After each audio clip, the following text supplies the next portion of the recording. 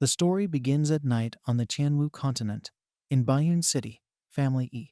Robbers rush into the courtyard and shout at Yi Yun that he is useless and ask if he is dead. We see manager Fang Hu of the Yi family and his two guards. The manager himself appears to us as a tall man with a fan in his hands, wearing a gray-green cloak. He says that if he is still alive, then let him crawl here. After that, we see our hero, who is sitting exhausted on a chair. We learn that our hero was poisoned with a large dose of strong poison, but because of the ninth body tempering, our hero is still alive. But Fang Hu says that as a member of the Yi family, he will send our hero on his way with a direct hit. You can see how he looks down on our hero after we saw Yi Yun, and how blood was flowing out of his mouth. Then the manager shouts attack. One of the robbers tells the young master that he has no choice and prepares to deliver a strong blow with a katana, while telling him not to blame him for his heartlessness. But our hero grabs that hand. Not expecting this, the robber shouts what? After they break his arm, we see a pool of blood. He falls screaming in pain and says, "My hand, my hand." After that, Yi Yun says what to do first, and then say, while he is completely fine despite the poison. We see a half-dead bandit moaning in pain. Fang Hu asks Yi Yun why he is still on his feet with his injuries and severe poisoning. The second bandit can be seen wondering how he killed his partner in one hit. The two remaining bandits look at him in fear, and Fang Hu asks how Yi Yun recovered his cultivation. The young master lets us in on the backstory. He was an ordinary high school gamer, but one day he woke up and found himself in the body of a young master of the E family from Bayun City with the same first and last name as him. He felt a painful sensation in his new body. He realized that he was poisoned, and the residual memories pointed to Yi Kun, the eldest son of the Yi family. Yi Yun can be seen looking at the napkin completely covered in blood. Already falling, he spat blood and thought that he would die immediately as soon as he moved here.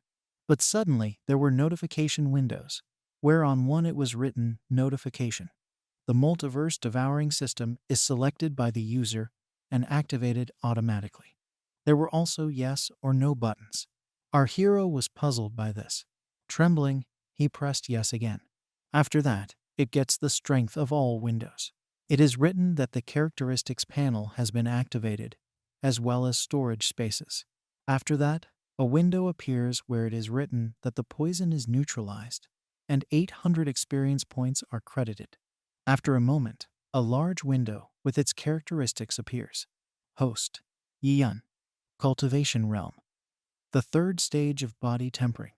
1,001,000 experience points. Weapon no technique inherited. Fayun art, advanced yellow rank. Fire poison palm martial art advanced mysterious rank. Shaking step and roaring sound wave advanced yellow rank. Our hero is puzzled and realizes that after absorbing the poison, his mountain palm technique has improved into a higher level technique. We are transported back to where Fang Hu is shouting who helped activate his cultivation. He's very angry, and you can see the worry in his eyes. The robber behind me is trembling with fear, but Yi Yun smilingly says that the heavens couldn't tolerate a scumbag like Fang Hu and sent an extremely powerful ability, super thick golden finger. After these words, the manager tremblingly asks what he wants. Yi Yun understands that his body has not yet recovered, and he is physically weak and wants to end this problem as soon as possible. A notification window appears in front of him, where it says that the current strength of the host has been analyzed, and a newbie gift package has been issued. I was asked to open the package now or not. Yi Yun's mind asked what he was waiting for and opened it. He gains the extremely powerful divine ability, million-point attack speed, but at the current cultivation level, he can't use it fully, and that the host will be able to achieve a higher speed after improving the cultivation realm. Yi Yun is delighted that this world values the speed of martial arts above all else, and that this ability will greatly enhance its combat power. Fang Hu tells the second rogue to attack while he is still. But before Yi Yun can turn around, he grabs the manager's shoulder. and the manager doesn't understand what's going on. Then he says, triple attack speed, fire poison palm, and there is a huge explosion, and Fang, who flying across the courtyard, is slammed into the wall and falls dead. Yiyun walks out of the ash mist, saying that he is impressed with this technique and understands that his explosive power has increased with increasing speed. The injured Fang, who barely says where did he get such speed and power. Yiyun says that he still doesn't know much about it, and that he should ask Yan Wan about it. Yan Wan is the god of death and king of hell in Buddhism, and get some clarity from him. While grabbing his head, a dark flame appears, and Fang, who shouts and asks where his cultivation is and what he has done. After a few seconds, the notification window, absorption completed successfully. The owner has received 300 experience points, appears. The remaining highwayman approaches and shivers as he says that he was wrong. But Yiyun ignores his words and says that he's next, and it's his turn. We are shown the stats panel, where the number of points has changed from 100 to 600 out of 1000. A divine ability also appeared. The attack speed is 1 million, as well as a demonstration of tripled attack speed. We are transported to the periphery of the Black Moon mountain range.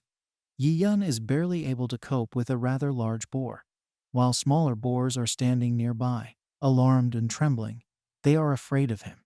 Yiyun breathlessly says that he finally got over it, and realizes that his stamina is almost over. After he says, absorb, a black flame appears and a notification window appears with congratulations on absorbing the first order essence of the thick-skinned wild boar king, and that 100 experience has been gained. And it also says that Yiyun has reached the 5th stage of body tempering. He is very happy that in 2 hard practices, he was able to advance from the 3rd tempering to the 5th. And he also learned a few new things. First, the absorption system works not only with cultivation, but also with pills, techniques, and spirit stones. We are shown Fang, whose body where Yiyun pulls out 4 pills that he absorbs, and in the process of absorbing them, they can merge and give more high-grade pills directly in the body, thereby increasing the cultivation level. We are shown how they merge. After that, a notification window appears where it says that the absorption was successful, and that the first-order pills have turned into second-order pills. From then on, Yiyun gained 500 experience points. Secondly, apart from the cultivation enhancement tools, demons can also be the main target for absorption. Demons from the 1st to the 9th rank correspond to the 9 stages of cultivation, and devouring demons can raise one's cultivation quite quickly. We are shown how Yiyun deals with wild boars, and gets 50 experience points for each of them. But the target of absorption must be at the time of death, or if there are serious injuries. If the target dies, it is impossible to absorb. Also, if you consume inanimate creatures, your stamina will be restored. Yiyun stretched out his palm and began to absorb the dark green matter while recovering. Yiyun also says that the system has its own perception and that it helps to avoid many problems. A notification window appears stating that a new group of demons has appeared 328 feet to the southwest. Yiyun says that after killing these boars, he will reach the 5th stage of body tempering. We see him deal with all the boars, but he says that this is not enough to raise the level. Later that night, in the backyard of the Yi family estate, Yiyun walks into the building tired while wondering what kind of barrier appeared when he continued to kill the demons. He received a message that the inner circle is restricted, and in order to open it, it is necessary to combine the forces of the 3 main clans. But Yiyun left that problem for tomorrow. He opens the door to the manor, and almost gets hit in the face with a dagger. But before he can react, he jumps to the right. He turns around and sees a group of people in raincoats, where one of them tells how Yiyun dared to kill his people and says that he is impudent. Death and murderous intent can be seen in his eyes. This was Yikun, the elder's son, and he had the 6th stage of body tempering. Yiyun says his name and remembers in his head that all the cultivators except Yikun have reached the 7th body tempering. Yikun mentions the corpse poison he got from the southern borders, and is surprised that he didn't finish it off. So, where is he concerned that Yi Yun was able to reach the fifth body tempering in just 2 days? But he dismisses it and says that heaven has given him an opportunity. Then he pounces on Yi Yun. But at the same moment, the young master takes him by the hand. Not expecting such a speed, Yi Kun does not have time to do anything.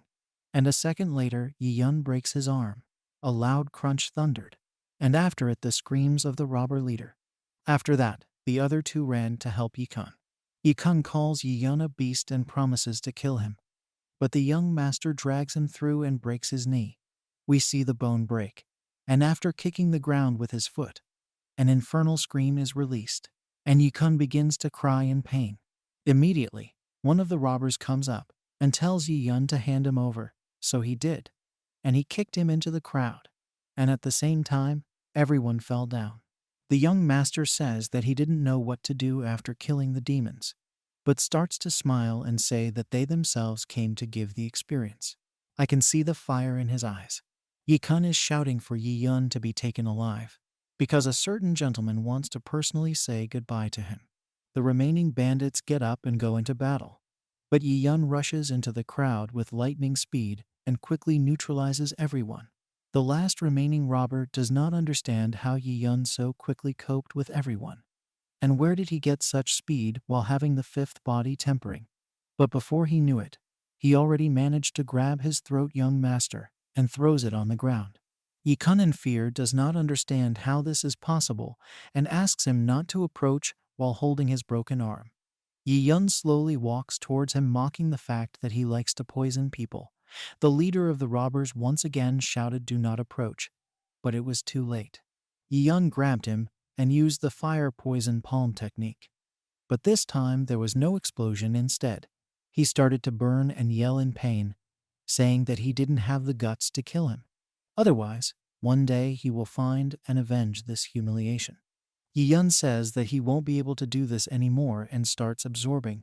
Dark matter engulfs Yi Kun, and all of his cultivation disappears. After a few seconds, the system window appears, where it says that the absorption is completed and wanting 500 experience points have been received.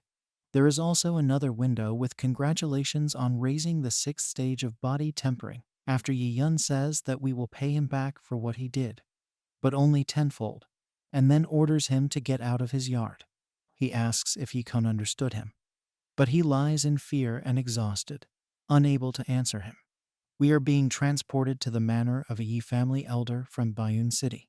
There are wounded soldiers lying everywhere, and one of them asks that a message be sent as soon as possible about the elder's speedy return.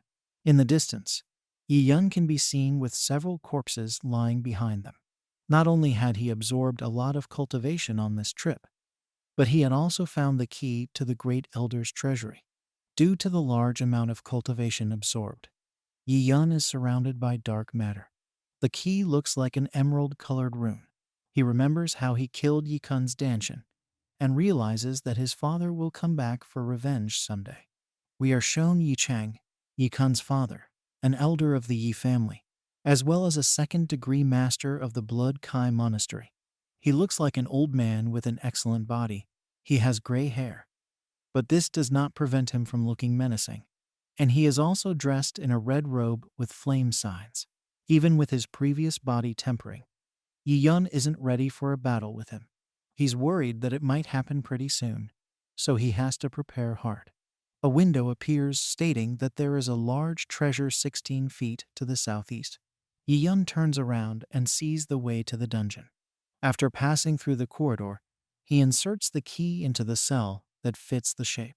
After that, a giant door opened. Entering it, Yi Yun sees a mountain of gold and other jewels. Here you can see chests, scrolls, a lot of books, figures, and relics. Everything is very sparkling and shiny. He says that all the treasures of Chang that he has been saving up for all these long years will be his. Yi Yun starts absorbing all these treasures. Several notification windows appeared, which said that when absorbing various jewels, experience was gained, as well as combat techniques. Yi Yun eventually obtained the 9th level of body tempering. A status window opened, which changed a lot, and a new technique appeared in it. such as the spiritual radiance sword technique. Finishing the absorption, he says that taking pills is still more effective. But at this moment, he pays attention to the notification window that appears that a third-order spiritual weapon, spiritual execution sword, has been discovered. With the help of the Force, Yi-Yun draws the weapon into his hands and says that this weapon can resist against martial arts in the abode of great masters. The sword is surrounded by blue flames. In the next second, he puts this weapon in the system storage. This storage is unlimited, and you can also store healing elixirs in case of an emergency. With a smirk, Yi-Yun says that Yi Changyi will die from his own weapon. Later, he walks along the cliff road and says that it's time for him to get out of here, because there is practically nothing left to absorb. But at this moment, a stranger can be heard shouting from afar, saying that he has finally found the young master. This stranger turns out to be the Yi family's butler, Wumo. Yi-Yun addresses him as uncle and asks what he is doing here. But in a hurry, the butler says that the head has returned, grabs Yi-Yun's hand, and leads him along. We are shown the head dripping with blood. His name is Yi Wushwang. He is seriously injured. The butler standing next to him says that it's better for him to rest, and that nothing will happen to the young master. But the head says he won't rest until he sees it with his own eyes. Later, Yi-Yun runs into the building and says, "Father." The father tries to say something to Yun-Er in surprise, but because of the serious injuries, he starts coughing. Yi-Yun walks over and asks his uncle what's going on and why his father is so badly injured. He begins to explain that after the young master was poisoned, his father went in search of an antidote. But in one of the sorties, he was seriously injured when fighting with demonic beasts in a dangerous fog swamp. But Yi Wushwang interrupts him and tells him to bring the mysterious elixir as soon as possible. It looks like a green sphere that glitters. Father says that it will get rid of 30% of the poison. We learn that it is a second-order elixir that will remove some of the poison and increase the cultivation level. The head promises that he will do everything to get rid of all the poison. Yi-Yun is surprised that his father risked his life to find an elixir that only removes 30% of the poison. His father starts coughing up blood and tells him to take the antidote immediately. But Yi-Yun thought about it and realized that he didn't deserve the kind of fatherly love that he was treated like a real son. At this point, his hand is wrapped in a transparent dark cloth, and he presses it to his father. Yi Wusheng asks where his son got so much cultivation from, and later he realizes that his wounds have already healed. Yi-Yun says that he received enlightenment from his mentor, and the poison has already left his body. He also says that he has reached the 9th stage of cultivation, and that father doesn't have to worry about him. He passes the healing elixir to his father, saying that he will return to normal after taking them. Perplexed, the father asks where he got this elixir, and whether it was the mentor who gave him this elixir. But Yi-Yun is telling the truth that he robbed Elder Yi Chang's treasury, and also that he destroyed Yi Kun's danshan, so that he can't cultivate anymore. Everyone is stunned and perplexed, because Yi-Yun didn't think about the consequences, and the servants thought that the master would be furious. But the head just started laughing. He started to praise his son, and that he didn't expect Yi-Yun to be able to arrange something like this in his absence. The servants, not expecting such a reaction, began to say that it was not the time to praise him. But after that, he says that Yi Changyi will not just leave it, and will definitely come to take revenge, and says that even having the status of the head of the Yi family, Yi Chang and chased him for many years because his cultivation stopped at the first degree of the Blood Kai Monastery. We are shown all of Yi Chang's associates. They are all other elders. They joined in to overthrow Yi Wusheng as the head of the Yi family. He says that we should be extremely careful because there may be attempts on our lives. At this moment, Yi-Yun tells his father not to worry, because if they come here, he will personally make sure that they don't leave here alive. He says this with a smirk and sinister eyes. At this moment, there is a rumbling sound from the main gate, and 3 individuals appear, one of them asking if this is the head of the Yi family. It was the other elders that were shown earlier.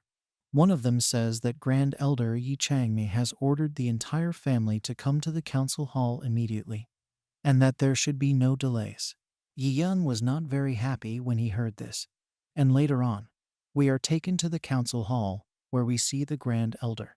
He is dressed in a red robe, and next to him there is an air of anger and unprecedented strength.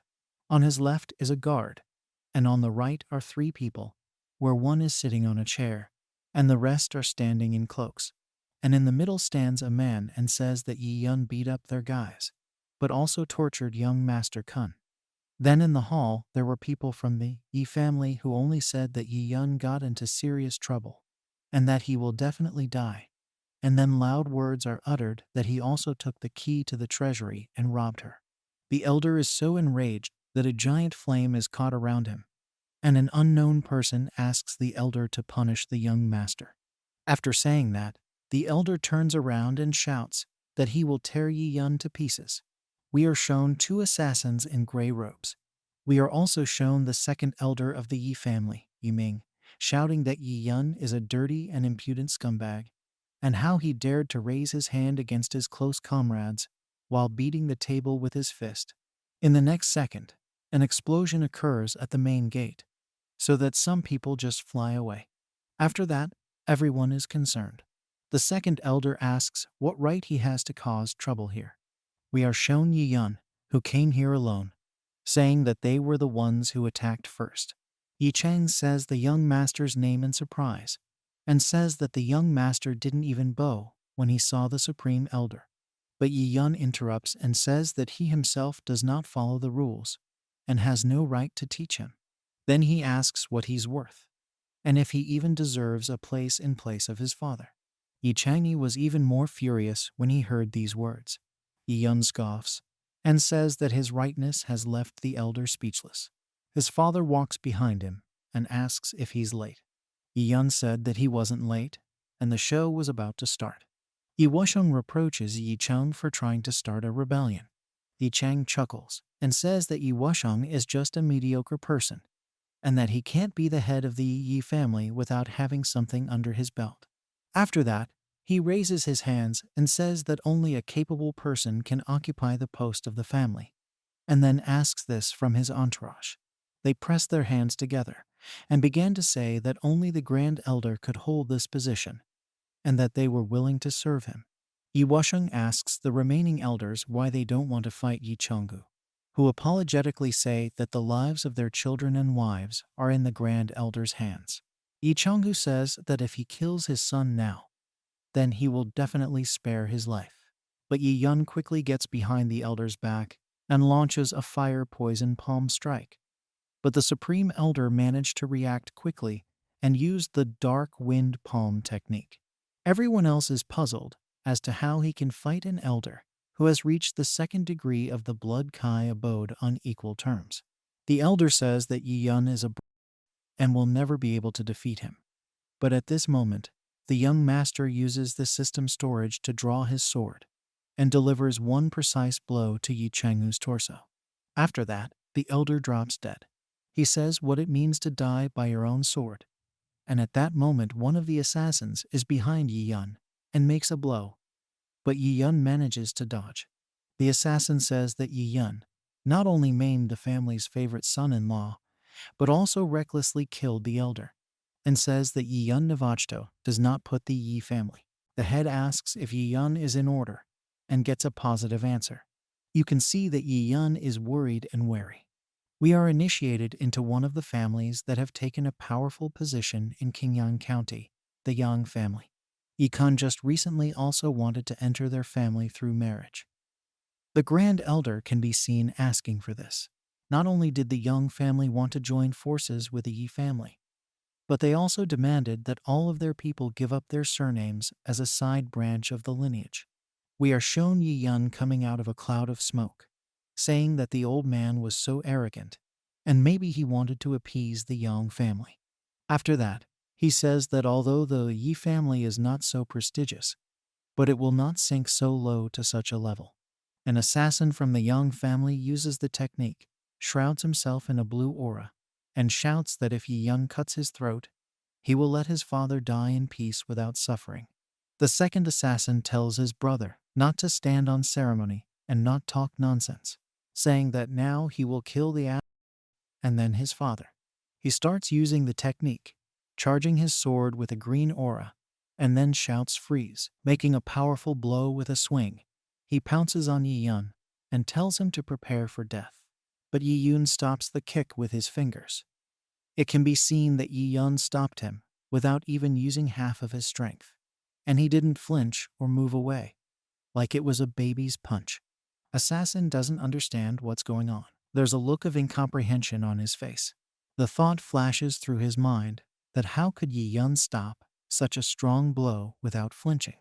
After a second, Yi Yun says that the third degree of the blood Kai abode is not so strong that he expected much more power from this blow, and making a vertical strike kills the opponent. Before the blow, the assassin manages to let out a meticulous cry. Everyone in the hall was in disbelief. Someone was shouting, "How is this possible?" And someone said that Yi Yun was completely crazy, that he killed the Grand Elder, and then a member of the Yang family. The other assassin was terrified as he watched his brother die in just one blow. Yi Yun started the takeover, and he reacted very calmly and said that he did the same thing that they did, that if someone wants to kill him, he will kill in return. He crossed his fingers and it flashed, and in the next second after saying that, he used the sword technique spiritual radiance, and 1,000 swords appeared similar to a spiritual sword. Everyone in the audience is stunned, because this is a high-level technique, and no one expected Yi Yun to be able to use it. After that, Yi Yun calmly says that those present have two options. Either they obey the head and worship him in loyalty, or he kills everyone and cuts them to pieces. After these words, fear for their lives hung over everyone present. After that, he turns to the remaining assassin and says that he is unlikely to give up and probably wants revenge. The assassin says yes. There was fear and worry on his face.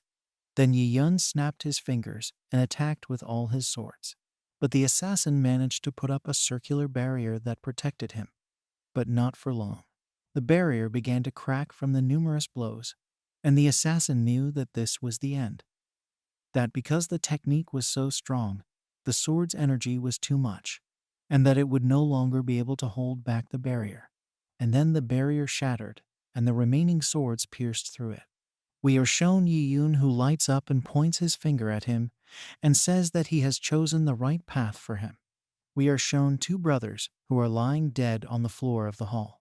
After that, Yi Yun starts absorbing, and then a notification window appears where it says that the absorption was successful, and about receiving 60,000 experience points. After that, he receives the second degree of the Blood Kai Monastery, and then the third degree of the Blood Kai Monastery. We are shown two dead brothers, and their cultivation is being drained. After that, another notification window appears where it says that Yi Yun can use 5-fold attack speed. Yi Yun is very happy about this, and understands that he can now strengthen the attack with the transition to a new level of abode. Afterward, we are shown that some of the elders are looking at Yi Yun in alarm. One of them thinks about how Yi Yun became so strong, and how he was able to kill Grand Elder Yi Changyi and the two young family envoys, and they realize that he is too strong. There is only one outcome left for them, and that is service. Immediately, some of them prostrate themselves and are afraid to say anything, because they are waiting for the outcome, just like with the elder or the brothers of the Yang family. Yi Yun says that those who were forced to run errands for Yi Changyi will be able to regain their dignity if they help get rid of the remnants of the traitorous group. He also says that the 5 elders and the compatibility of traitors, he will deprive of cultivation and ban in the dungeon for life. We can see that all 5 elders are not very happy with this decision. Fear is written on every face, and then they are taken prisoner.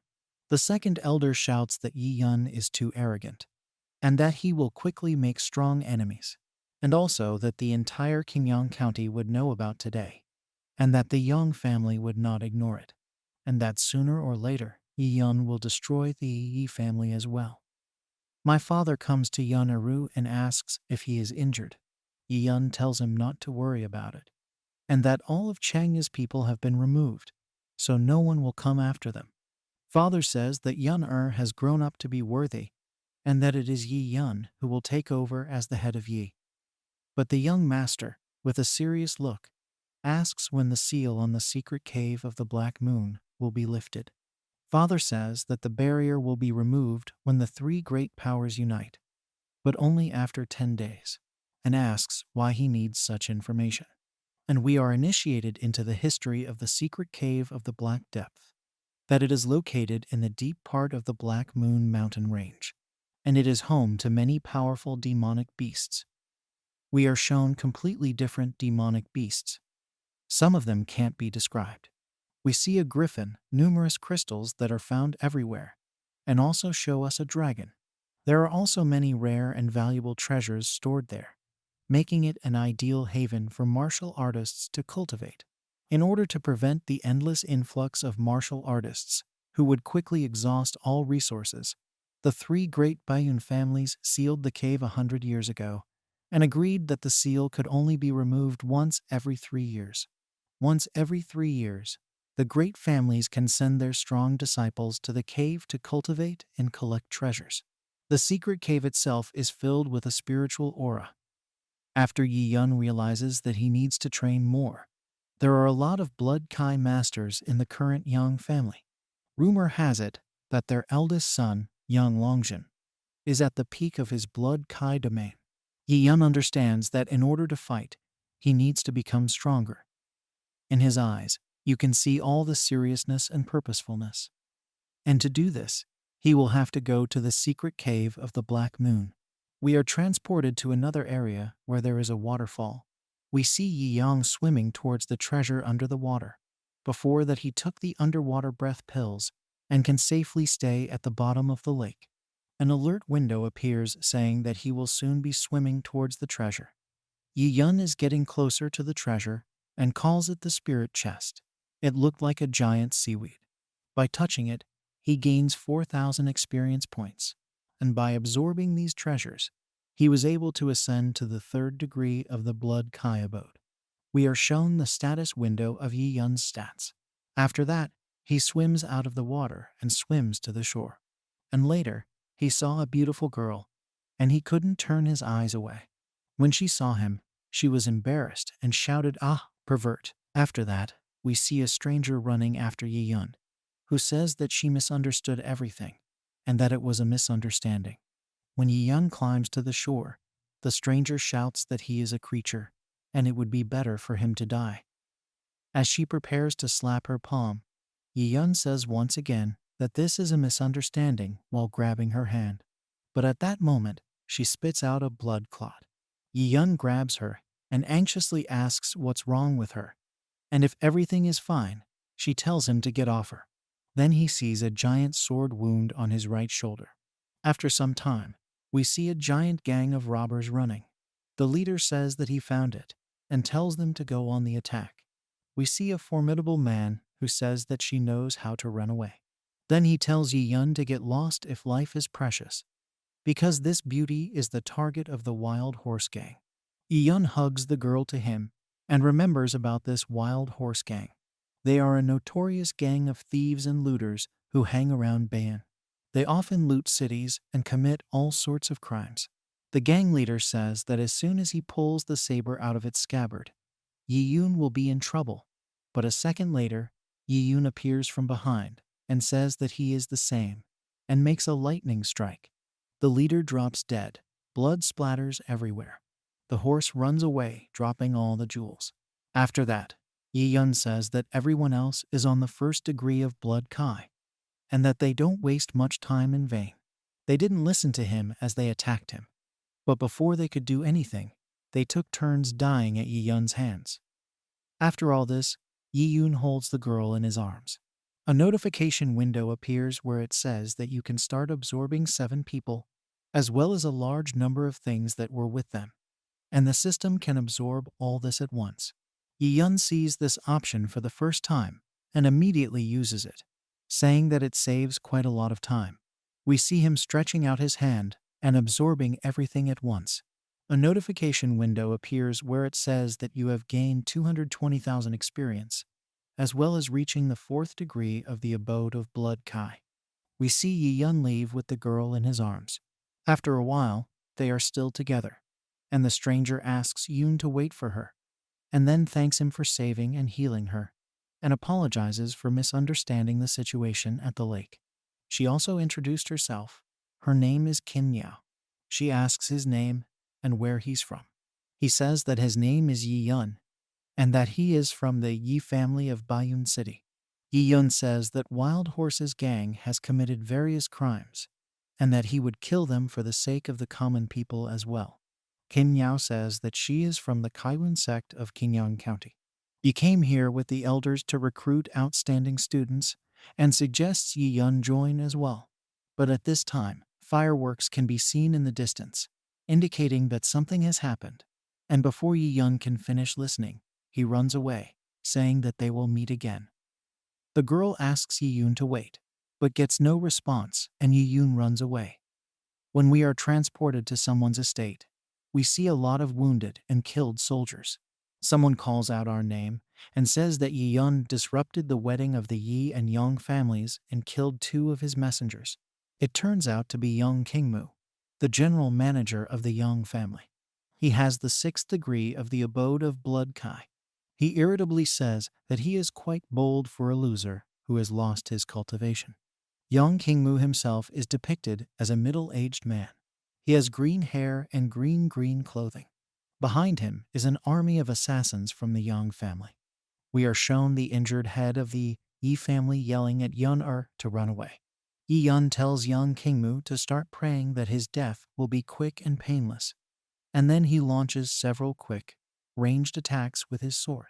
All the assassins started to worry because the attacks were so fast that they didn't even see him make them, and some of them screamed in pain as their legs were cut open.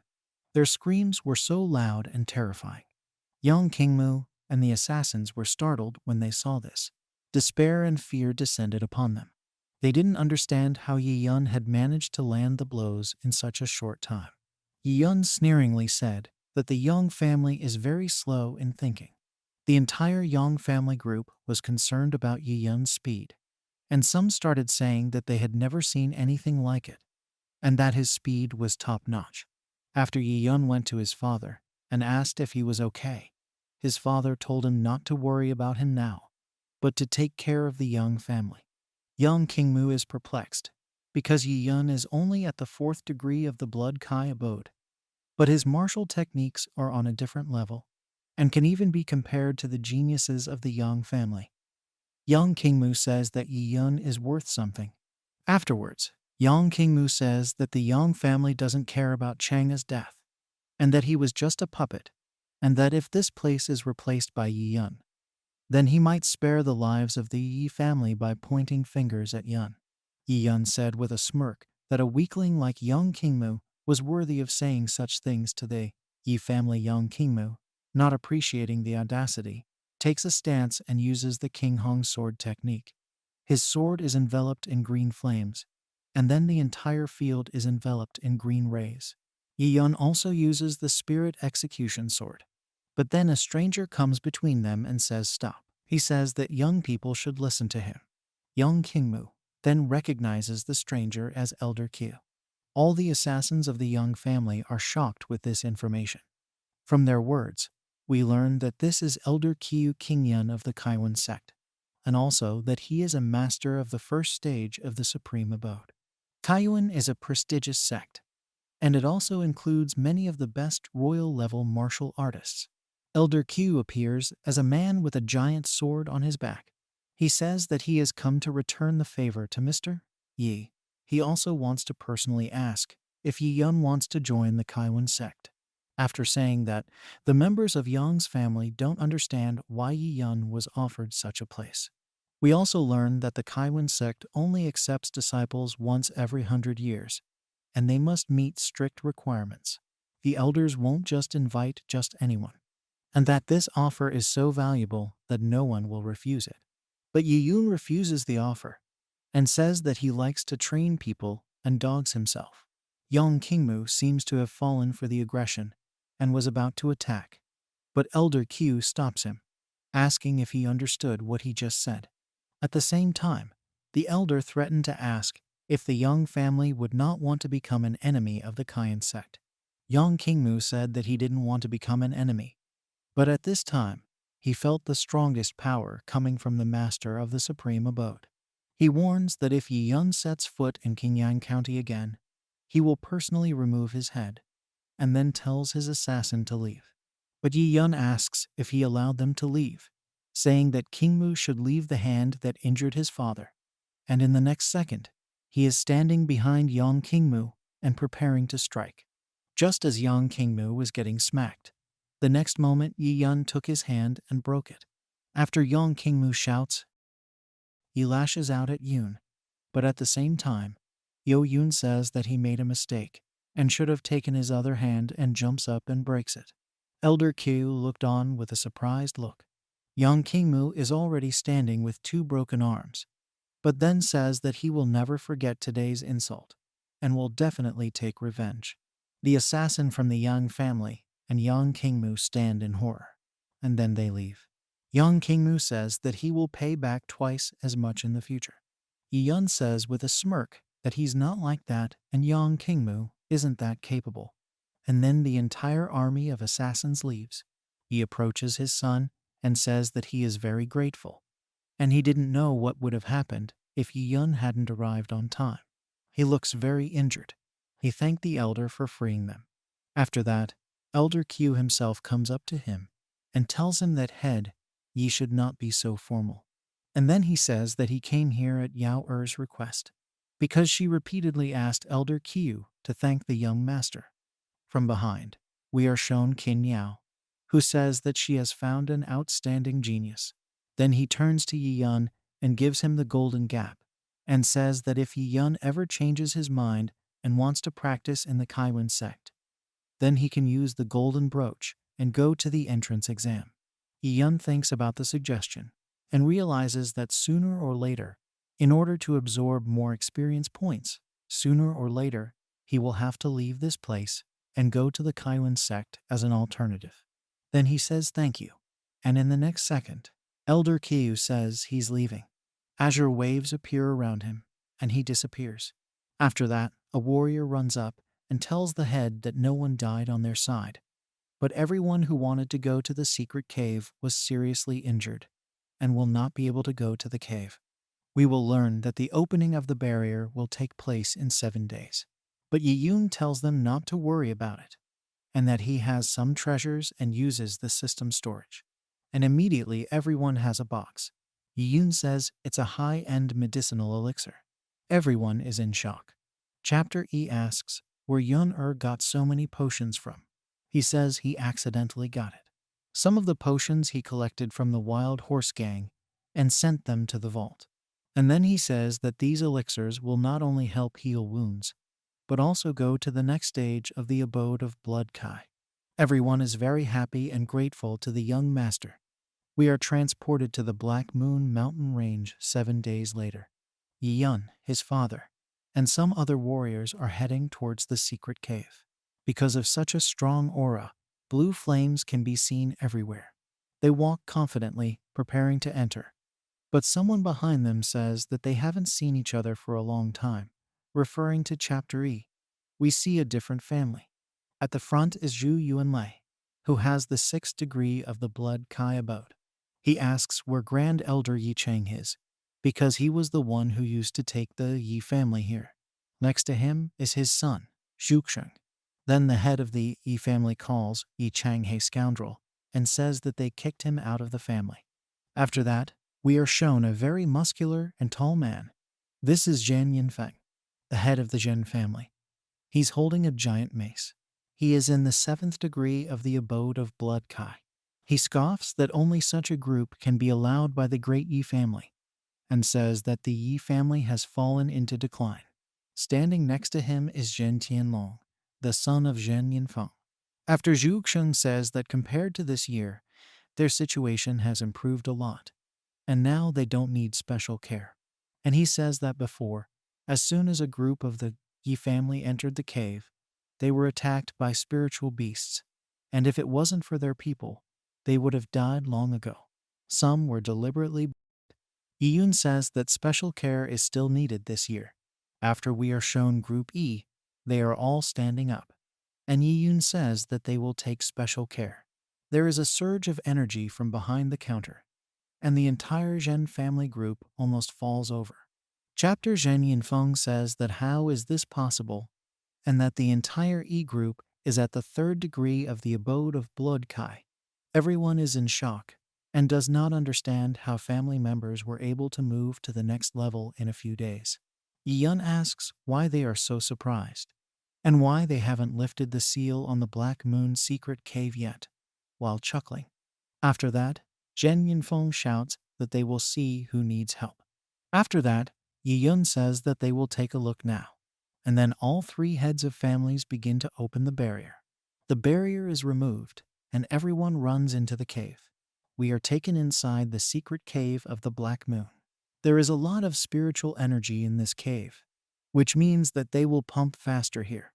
One of the Yi family's group says that with the help of a spiritual herb, the cultivation power will increase a lot. A notification window appeared. It says that there are many sacred treasures a kilometer to the northwest. Yiyun is very satisfied that with the help of hints, he can easily find treasures to raise his cultivation. After that, he tells his group to come back before sunset, and then they jump into the depths of the forest. The Changhe assassins tell their young master that it's time for them to speed up, because all the treasures can go to the Yi family. But he says that he is using Group E as a scout, and if they find a danger, they will have to deal with it, and the exhausted Group E will not be able to resist if they are suddenly attacked. The Changhe family's assassins say that if they kill Yiyun, the Yi family won't just let it go. But the young man starts laughing like a madman and says that this place is teeming with dangerous monsters and that no one can prove their guilt. But all the assassins fall to their knees and say that the young master is very wise. And then he starts saying that if they say that they were killed by a beast, then no one will suspect that they did it. In the next second, Yiyun appears from behind him and holds a sword to Zhu's throat, saying that he did something like that. All the assassins stand up and order Yiyun to let go of the master. Zhu says that Yiyun doesn't have the guts to do anything, and then Yiyang throws the hostage into a group of enemies. He is immediately attacked by assassins, but he kills enemies with lightning strikes. Zhu says, how did Yiyun dare to do this? Yiyun says that it can not only injure, but also kill. Afterward, Zhu says that if Yiyun kills him now, then his father will definitely come for revenge and kill the entire Yi family. Yiyun agrees with his words, but says that how will they prove that it was he who killed Zhu is very angry. Yiyun says that this place is full of monsters, and that if they say that a beast did it, then no one will think that it did it. Hearing this, Zhu is terrified and tries to run away, calling Yiyun a madman. But Yiyun grabs his head and tells him not to rush. And then it makes a takeover, calling it a special care. Zhu splashes blood and screams in pain. We are shown the ridge where the demonic beast stands. A four-toothed wolf that howls at the full greenish moon. Swords, katanas, and sabers are stuck everywhere. And then we see Group E deal with the last wolf. There are dead wolves everywhere. The whole ground is spattered with blood, and then they start collecting loot. They were second-order demon wolf pack crystals. One of the group asks Yiyun where they should go next, but Yiyun is looking at the stats status window. He is disappointed because his leveling speed is too slow, because along the way he absorbed monsters and treasures, as well as other groups of the Zhu family, but only went to the 5th degree of the Blood Kai abode. But his experience points are still not enough. Suddenly, a notification window appears. It said that there was a third-order spiritual elixir and green sacred fruit 300 meters to the southwest. Yiyun was excited after all. With a third-order sacred material, only a king-level martial artist could be obtained. Immediately, he went to this place, said that he would be back soon. He was worried about his group, Because such a treasure is protected by ferocious and dangerous beasts, we are being carried to the bottom of the cliff. In the cliff, you can see a tree without leaves, and bats fly around it. The entire canyon is surrounded by fog, where nothing can be seen.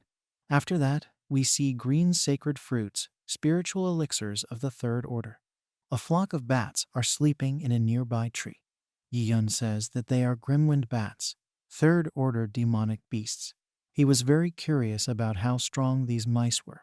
He also called them an investment in experience points, and then jumped to this tree. The grim tree bats began to use sonic attacks.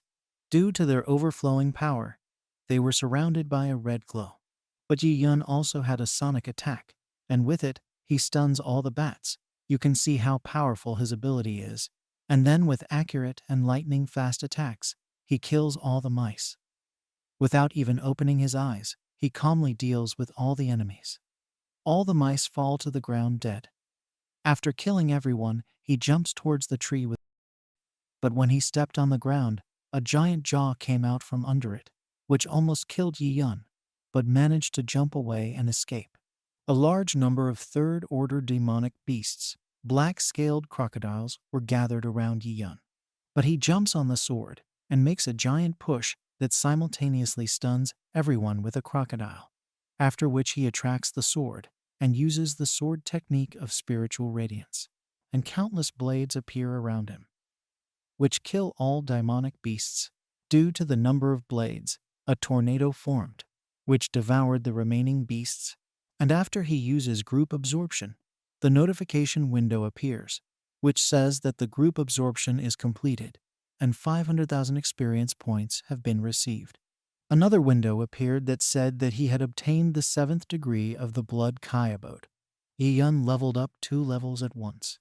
After all this, he goes to the tree where the green sacred elixirs grow. But at that moment, someone will attack Yi-yun. It turns out to be an old acquaintance. This is Zhen Yinfeng, who attacked Yi-yun with his group. He says that he has long since put his eyes on these green sacred fruits, and advised that Yi-yun should leave if his life is precious to him. Yi-yun was worried and didn't expect this. After that, he stretched out his hand and started using the technique, his hand wrapped in dark matter. He said that Zhen Yinfeng couldn't do anything by provoking him. The giant fell for the provocation and attacked Yi-yun, shouting that such a loser wouldn't be able to do anything. Swinging the giant mace, he already hits Yi-yun, but his strike is stopped by the defensive barrier. Yi-yun asks that this is all he can do. The giant doesn't understand anything, and before he can say anything, Yi-yun dodges with quick movements and lightly hits the big man's side, causing him to fly away on the ground, scattering blood. The impact was so strong that a shock wave formed around Yi-yun, and the entire area where they were standing was cracked. After that, Zhen Yinfeng flies into the wall, and a giant cloud of smoke is formed. Zhen Yinfeng's group were worried and started calling out to the young master. Yi-yun says that Zhen will lose his life if he touches anything he wants. He gestures for people to approach him, teasing their enemies. We are shown a bull completely covered in scratches and wounds. His eyes are tight and angry. He says that he is very interested. But Yi-yun won't be able to get out of the gorge alive. He wipes the blood from his mouth and takes out a red pill, and immediately swallows it. Yi-yun doesn't understand what it is, but he's worried that anything can happen. We are shown a fully restored Zhen Yinfeng. It was a pill that gives incredible power. He gritted his teeth, his eyes turned completely white, and veins bulged all over his body. His muscles grew several times, causing all of his clothes to rip apart except for his groin. His aura became so much bigger and stronger that it engulfed him completely like fire. His hair stood on end, and he began to laugh furiously. The ground began to crack under his feet. Then he shouted that Yi-yun was definitely going to die today. 2 of Zhen Yinfeng's group started discussing what the head had eaten. It was a second-order blood Kai elixir. Eating it temporarily triples its power. The giant took the mace in his hands and was preparing to strike, saying that he was giving Yi-yun another chance. If he knelt down and called him father, he would have mercy and spare his life. As he spoke, His eyes began to sparkle. Yi Yun was standing in front of him, and it felt like he was standing against a cliff. But Yi Yun, with a smirk on his face, told Jin Yinfeng to enjoy the last minute of his life, and that he was going to make him run off to Daddy's house in tears. Meanwhile, outside the cave, 3 heads were standing at the entrance. One of them said they should be back soon. He was worried about his son Yun'er. He was so worried that he was dripping with sweat. But at this moment, the head of the Chang family says that head Yi is too silent, and asks if he's worried about his son. There's a smirk on his face. He says that there are a lot of monsters inside the cave, and that it is quite normal to get out of there injured. But he also says that even if the group does not meet monsters, sooner or later, everyone will fight among themselves for treasures. The head of the Zhen family says that they are on their own, and that if one of them gets hurt or dies, it will only be their fault and a sign of weakness. He says this while laughing. The heads are standing at the back and are concerned about these words. After that, the head of the family, Zhu Sheng, says that these rules were set by the ancestors, and they must comply with them, and that he hoped that head Yi wouldn't be offended if his son and group came dead. The head of the Yi family says that he is really worried about his son, but not about his safety, but that Yi Yun will have so much fun that he won't want to go back, and in the end he laughs. After that, there is an explosion and a roar at the gate. From the mysterious Black Moon Cave, Zhen's group flies out. They are all injured, and some have already lost consciousness. Senbai Chief Zhen shouts the name of his son Longer, his eyes filled with worry. His son falls unconscious next to him. He's bleeding out. A father picks up his son and asks if he's okay and what's going on. A rumble can be seen from behind, and the remaining Zhen group also flies and falls to the ground. Longer opens his eyes and barely speaks, trembling as he says that he is in pain. He does not stop saying that he is in pain, and after barely saying that it was Yi Yun who did it, that it was all his fault, the father examines his son and realizes that all his bones are broken, as well as there are numerous injuries. He is very concerned about his situation and well-being. After Yi Yun is shown walking out of the mysterious Black Moon Cave with a sword on his back, Yi's group also follows him out. He turns to Chapter Zhen and says that his son cried for him in the cave, and that he had kindly agreed to take him out of the cave to see his father. And he said that Senbai didn't have to thank him. But he does not pay attention to his words, but is still concerned about his son and tries to bring him to his senses, shouting so that he wakes up.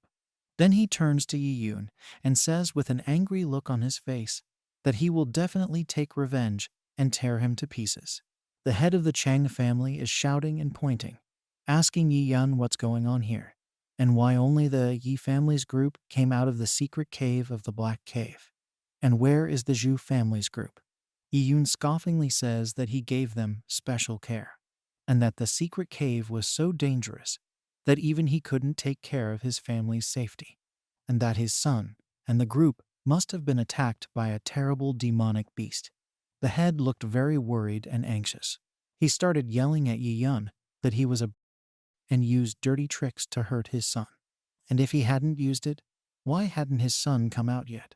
Yi Yun looks calm.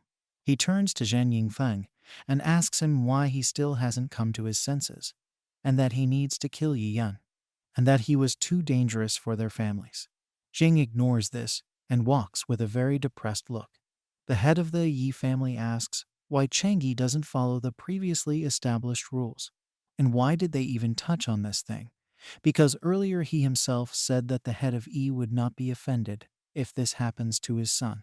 Chang'e tells Yi Wushwang not to blame him, that he wants to apologize, and that he's going to kill his son for everything he's done.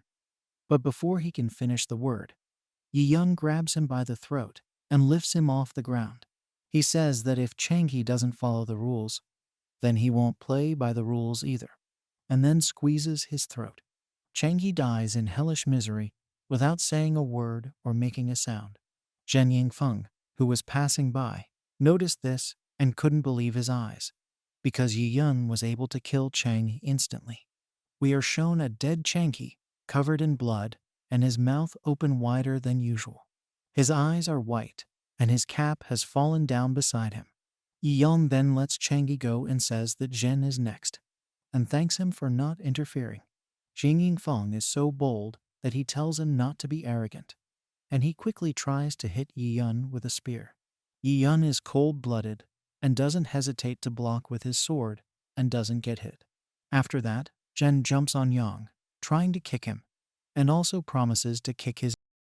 But Yun parries the attack, saying that Jin is a complete and will never be able to hit him. Before he knows it, the goon notices Yi-yun standing above him, marveling at his speed, and asks how Yi-yun was able to dodge his attacks. Yi-yun makes an attack and says that he is too slow.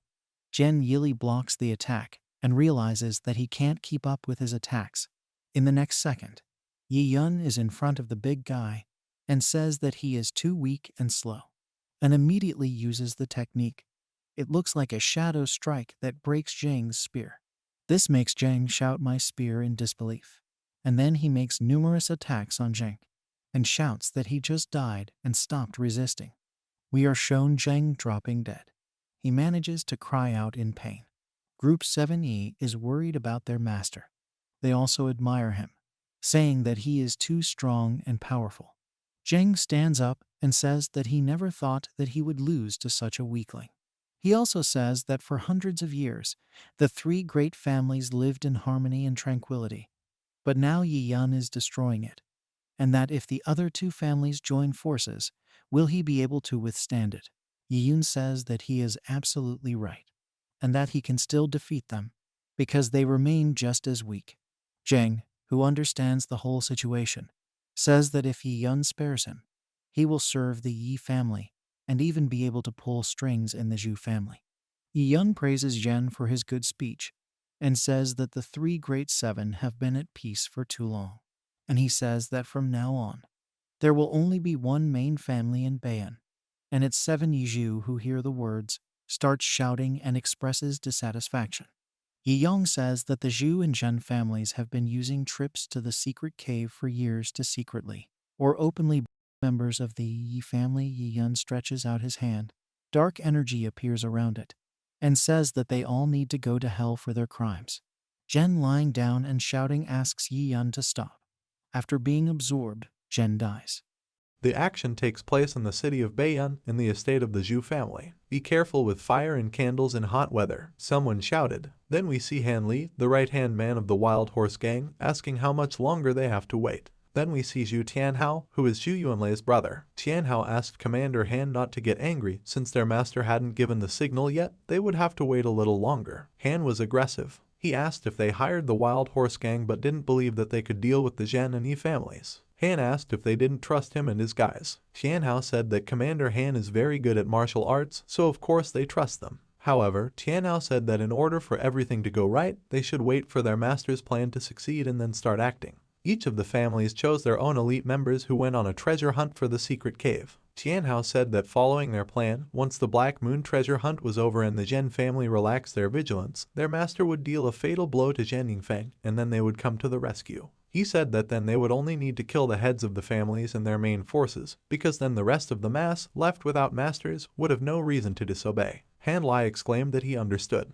The commander then said that they, the so-called prestigious and righteous people, use tricks that are much dirtier than the tricks of people like Han Lai. Tianhao said that the end justifies any means, but if the city authorities find out about it, they will have to ask Commander Han to take the hit. With a crazy smile, Han Lai said that they didn't have to worry about that, since they had paid them, they would take care of everything. Then, he suddenly took out his sword. Han decided to immediately warn them that his saber liked blood the most. Han Lai said that therefore, when he starts killing, he doesn't need to be stopped. Tianhao said that if Commander Han could help him get rid of the Zhen and Yi families today, he would be only too happy. Why should I stop you? Tianhao asked with a smile. Commander Han said that today he would show them what the Wild Horse Gang was like. Suddenly, someone barged in and said that they wouldn't be able to slaughter his Yi family. It was Yoan. He said that they wouldn't be able to do it, at least with this level of martial arts. They were shocked and wondered about when Yoan came in. Since you came here by yourself, then die, Commander Han shouted. They then attacked Yoan. However, the hero managed to jump back. Yoan just chuckled and thought about how they wouldn't be fooled.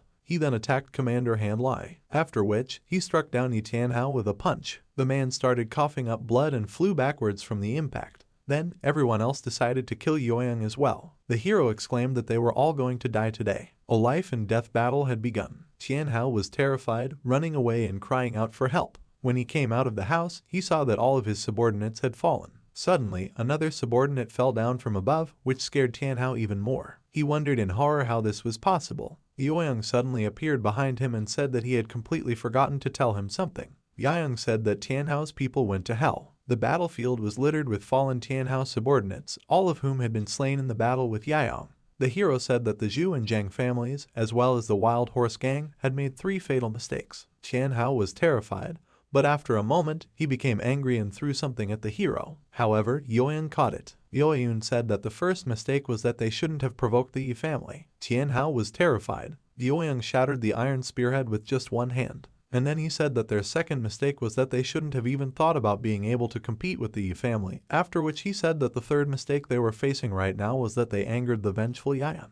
Tianhao started shouting that killing them wouldn't do him any good, because then the mayor would start proceedings. In that case, according to Tianhao, the Yi family will be in trouble. Yueyang said that everyone who disobeys will have to die today. With that, Yueyang killed Tianhao. Then, suddenly, people appeared behind them. Yueyang said that his father was just in time. Yueyang said that he would leave the rest to them since he needed to visit the Zhang family. The excited man asked if this was still the young master they knew. Yueyang's father said that he was worried about his son getting carried away. And so, we are transported to the events that occur 3 days later. An old man told the head and young master that the forces of the Zhu and Zhang families involved in killing the Yi family's disciples had been destroyed. The old man said that now all the Beiyan clans are saying that they will look up to the Yi family. There was a lot of gold, including expensive jewelry. Yueyang thanked his uncle. The chief said that they were lucky to escape from danger this time because of Yueyang's vindictiveness. The chief said that if it wasn't for Yueyang's quick mind, then perhaps the Yi family would have disappeared from Beiyan City completely. Suddenly, someone came running into the room, shouting.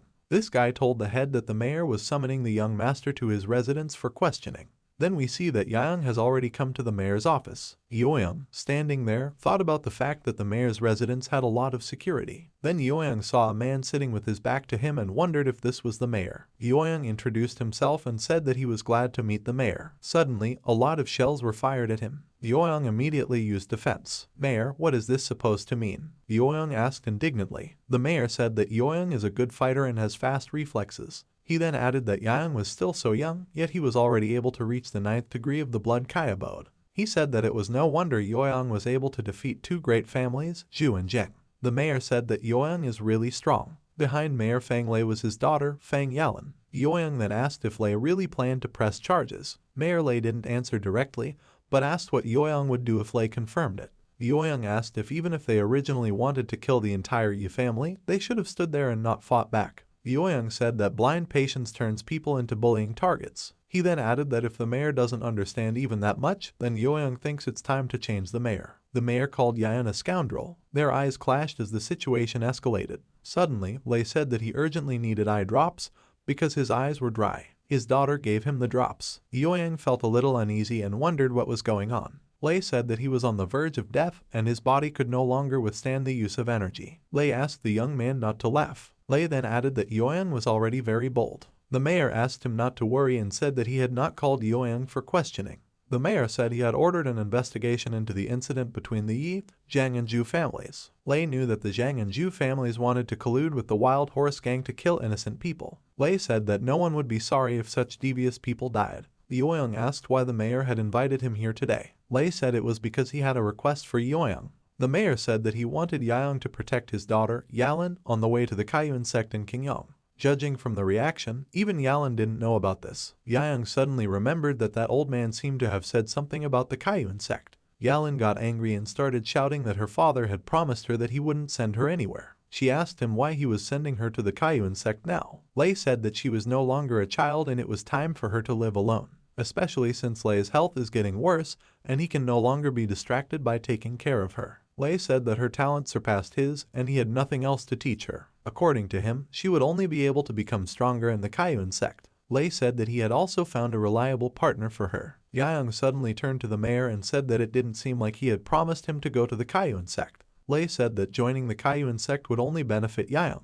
The mayor said that Yang is certainly strong, otherwise Elder Q wouldn't like him, but the Yi family can't rely on Yang to stand on their own 2 feet forever. He began to talk about how a short-term surge of power could indeed hold back the 2 great families, but it was only a temporary solution. Other families will inevitably start a riot, and then there will be another family that will be similar to the Zhang and Zhu families. Lei said that Yang can't protect the Yi family all the time, but more importantly, according to Lei, there are a lot of martial artists in the world. Lei thought that with his strength and talent, Youyang wouldn't want to stay in this small town forever. The mayor said that Yi's family would only hinder Youyang's growth. He asked Youyang what he would say if Lei swore an oath and guaranteed that the Yi family would not be attacked or threatened as long as Lei was the head of Beiyan City. However, the mayor put forward his own condition, which states that Youyang must promise that he will protect his little Yalan and return her safely. Youyang said that he felt that Mayor Fang had misunderstood something. Youyang said that the Yi family is no longer the same as it once was and doesn't need anyone's protection, including the mayor's protection. What an impertinence! Lei exclaimed indignantly. The hero suddenly snapped his fingers. At the same time, swords were raised to the guards' throats. Everyone was shocked that Youyang's men had appeared so suddenly and unnoticed.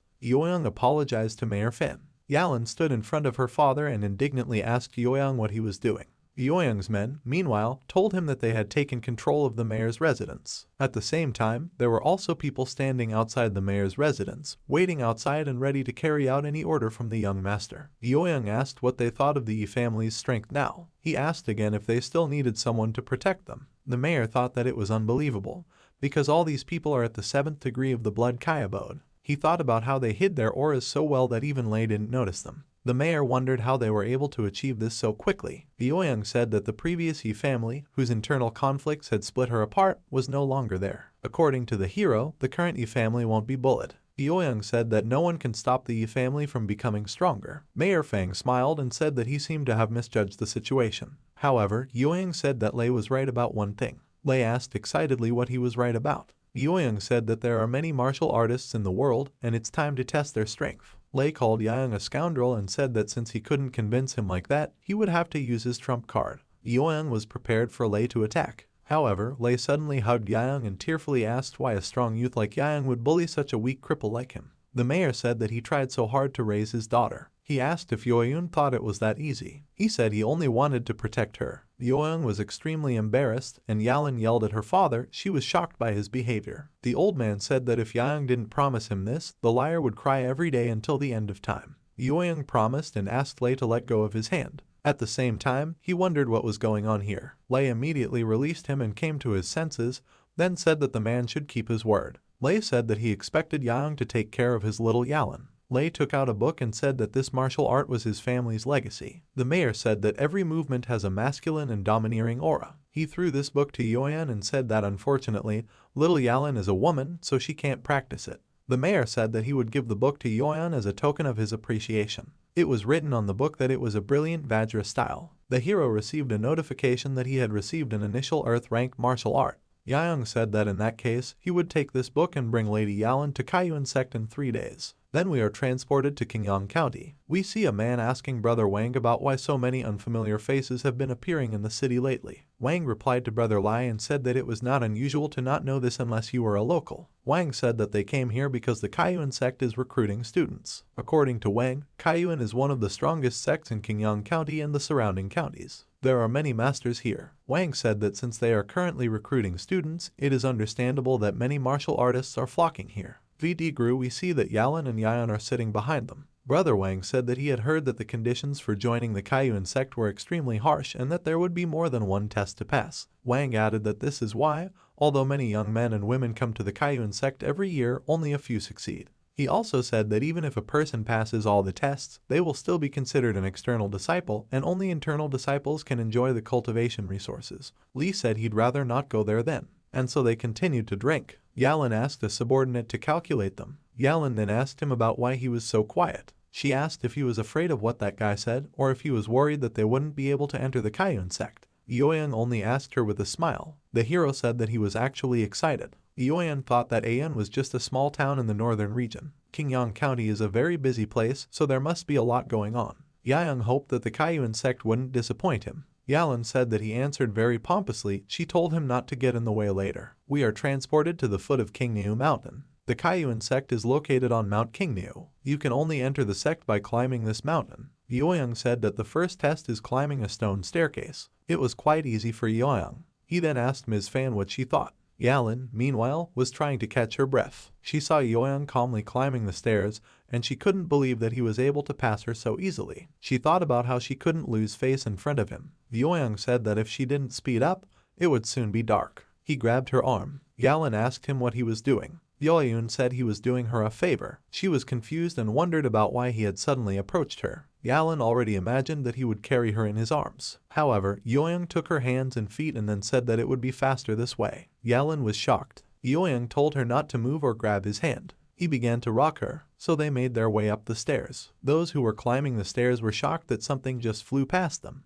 Yalin was shouting at Yoyoung. Everyone was shocked. She screamed at him to let her go right now. And so, after a while, Yoyoung finally let her go. Yalin was glad that they finally made it, but her head was spinning. There were two managers of the sect, Suo Yan and Guo Gang. Yan congratulated them on passing the first test. He said that since they came here, it means that they want to join the Kaiyuan sect. Yan said that their sect, however, doesn't accept everyone. According to him, future disciples must be at least 18 years old, and they must reach the level of blood and Kai. Gan said it was a power-determining stone of the Kaiyuan sect. According to the steward, this stone can recognize their age and cultivation level. Gan said that if they met the conditions, the stone would light up. If it doesn't light up, then they don't fit. The test participants who were standing behind said that as expected from the Kaiyuan sect, their conditions were harsh. They were asked not to complain and get in line. Then 2 hours passed. The master of ceremonies congratulated everyone who passed the power-determining stone test. Yan said that they met the selection criteria, but without a certain level of strength, they wouldn't be able to become sect disciples. There were 40 people there now. Yan said that the second test was waiting for them, so he asked them to follow him. And so they began to follow the master of the sect. People trained there. The steward said that this is the Kaiyuan sect's battleground. Gan said that this is their last test.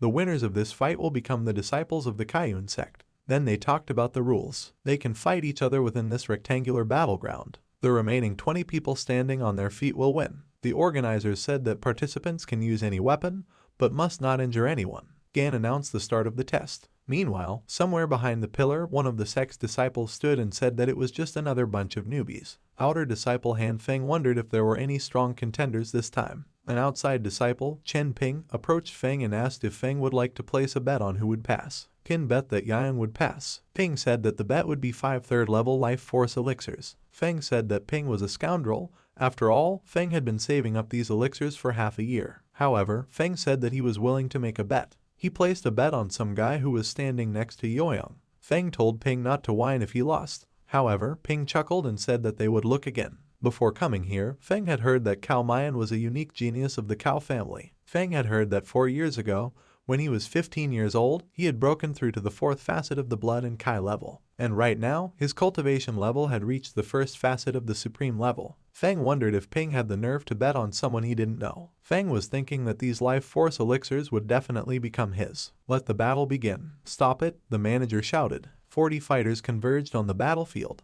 Yalin turned to Yoyoung and said that since these guys looked tough, they should cover for each other. Yoyoung then turned to the manager. Yoyoung threw something to the steward and said that he wanted to use it to join the sect. The steward was surprised because it was Elder Q's brooch. Feng was shocked and outraged. Steward Yan said that since Yoyoung has already received Elder Q's approval, he can skip this test and therefore no one can attack him. The manager said that Yoyoung could stay on the court and watch the fight. Yalin asked if Yoyoung shouldn't fight with her. Yoyoung said that since the young lady wants to gain experience, he can't be around all the time. Yoyoung asked if she really thought he would protect her for the rest of her life if she didn't pass the outer disciple test. She exclaimed that she didn't need him to protect her for the rest of her life. Yalin shouted that this was just an external disciple test that she would pass. Show up, Yalin said. Suddenly, a whip-shaped weapon appeared in her hands. She was ready to be attacked. Yoyoung realized that teasing really worked for the egotistical Feng Yalin. The hero thought that even though he had promised Fang Lei that he would protect her, it was better to develop her strength as quickly as possible rather than constantly protecting her. He thought about how coincidentally, only a real fight could make her stronger. Meanwhile, outer disciple Ping laughed and said that Yoyoung got an exemption from the test, so it seems that Ping won this time. Feng asked if Ping had seen this coming. Ping asked if Feng thought that if Ping hadn't prepared himself, he would have placed the bet so easily. Ping said that Feng was just so arrogant that he made a bet without thinking about it. Feng told Ping not to be happy ahead of time, because if Cao Mayan passed this test, then he wouldn't be considered a loser, at most a draw. The battle was in full swing. Some warriors defeated others. Yalan defeated 5 people and now there are about 23 people on the court. Yalan thought that she didn't know why, but she stopped feeling nervous after Yueyang's words. Suddenly, Cao attacked her, exclaiming that this was his chance. However, the girl dodged. Cao was suddenly behind her and told her that she wouldn't run away. Yalan was shocked. Cao said that she would die by his sword. Cao arrogantly called her a weakling and asked why a woman like her would come to the Kwin sect. Cao continued to choke her with one hand and told her to just admit that she had lost, otherwise he would get angry and wring her neck. Yalan looked at Yueyang, who was watching her intently in turn. She wondered why his piercing eyes were so annoying. Yalan didn't want Yueyang to look down on her. The girl got angry, she started talking about something. Cao was shocked. A strong aura appeared around Yalan. The girl said that if Cao underestimated women, it would be bad for him. After saying that, she slapped him. She had taken Cao down with just that one blow. Feng was shocked and asked how this was possible. He was shocked that Na broke out. The rest of the test participants realized that Yalan was strong. Yueyang smiled a little and thought that it wasn't bad. Yalan thought that she had defeated Cao. However, Cao was very angry, he wasn't going to give up. In a rage, he jumped on her and shouted for her to die. However, Yueyang suddenly grabbed his shoulder. Yayan was able to exert a huge amount of pressure on Cao with one hand. Yayan pushed so hard that he broke Cao's legs. The opponent began to cry out in pain. Yayan pushed Cao to the ground. Cao shouted for Yayan to let him go. However, Yayan asked if Cao had tried to poison Yalan after he lost. Cao didn't answer this question and just kept shouting at Yayan to let him go right away. Yueyang said he didn't want to study with the likes of Cao. The opponent asked if Yueyang had forgotten what the steward had just said. Yueyang said that the steward said that no one can attack him, but no word on whether he can attack anyone. After which, Yayan broke Cao's wrist. The opponent was screaming in pain, and he was also shouting that they were forbidden to kill each other. Yueyang confirmed and said that the steward really said so. Cao begged Yayan to let him go. However, Yayan said that this meant that if he took Cao's cultivation away, he wouldn't break the rules. After which, he kicked Cao into the pillar. The stewards are shocked. Cao Mayan sent a direct palm strike towards Feng Yalan's gate of life. If Yueyang hadn't interrupted him, she would have died instantly. But the stewards couldn't see Yueyang's movements. They realized that Yayan was truly worthy of being the disciple that Master Feng had chosen. Yueyang turned to the administrators and said that he didn't want to study with such a worm. He asked if he had broken any rules by doing so. The managers found themselves in an awkward situation, but said that he did not break anything. Yalan thanked Yueyang. The hero told her not to relax, because there are still many opponents here. Han was very angry. Ping teased him by thanking him for the 5 life force elixirs. Han was so angry that he said he would remember Yueyang. And so half an hour passed. Many of the test participants were already unconscious. Yueyang said the test is almost over. Xiao Wanking told some guy that he let him win. His opponent replied that it was because his skills were inferior to Xiao's. Then we see another test participant named Huai. The manager shouted that time was up. The remaining 20 people passed the test. He said that from now on, they were all officially outer disciples of the Kwin sect. Yalan was glad that it was finally over. Suddenly, someone caught Yueyang's attention. Yayan looked at Xiao and Huai and thought that they would be worthy opponents in the future. The steward then ordered all the students to follow him. He said that he would take them to the assembly hall, where they would receive jade tokens and other items. And so the 20 students, led by the 2 stewards, went to the assembly hall. Steward Yan said that the sect has a total of 7 great peaks, 36 secondary peaks, and 300 minor peaks. The 7 great peaks are the core of their sect's cultivation, where the best resources are concentrated. But only internal students can enter there. If an outsider tries to get in,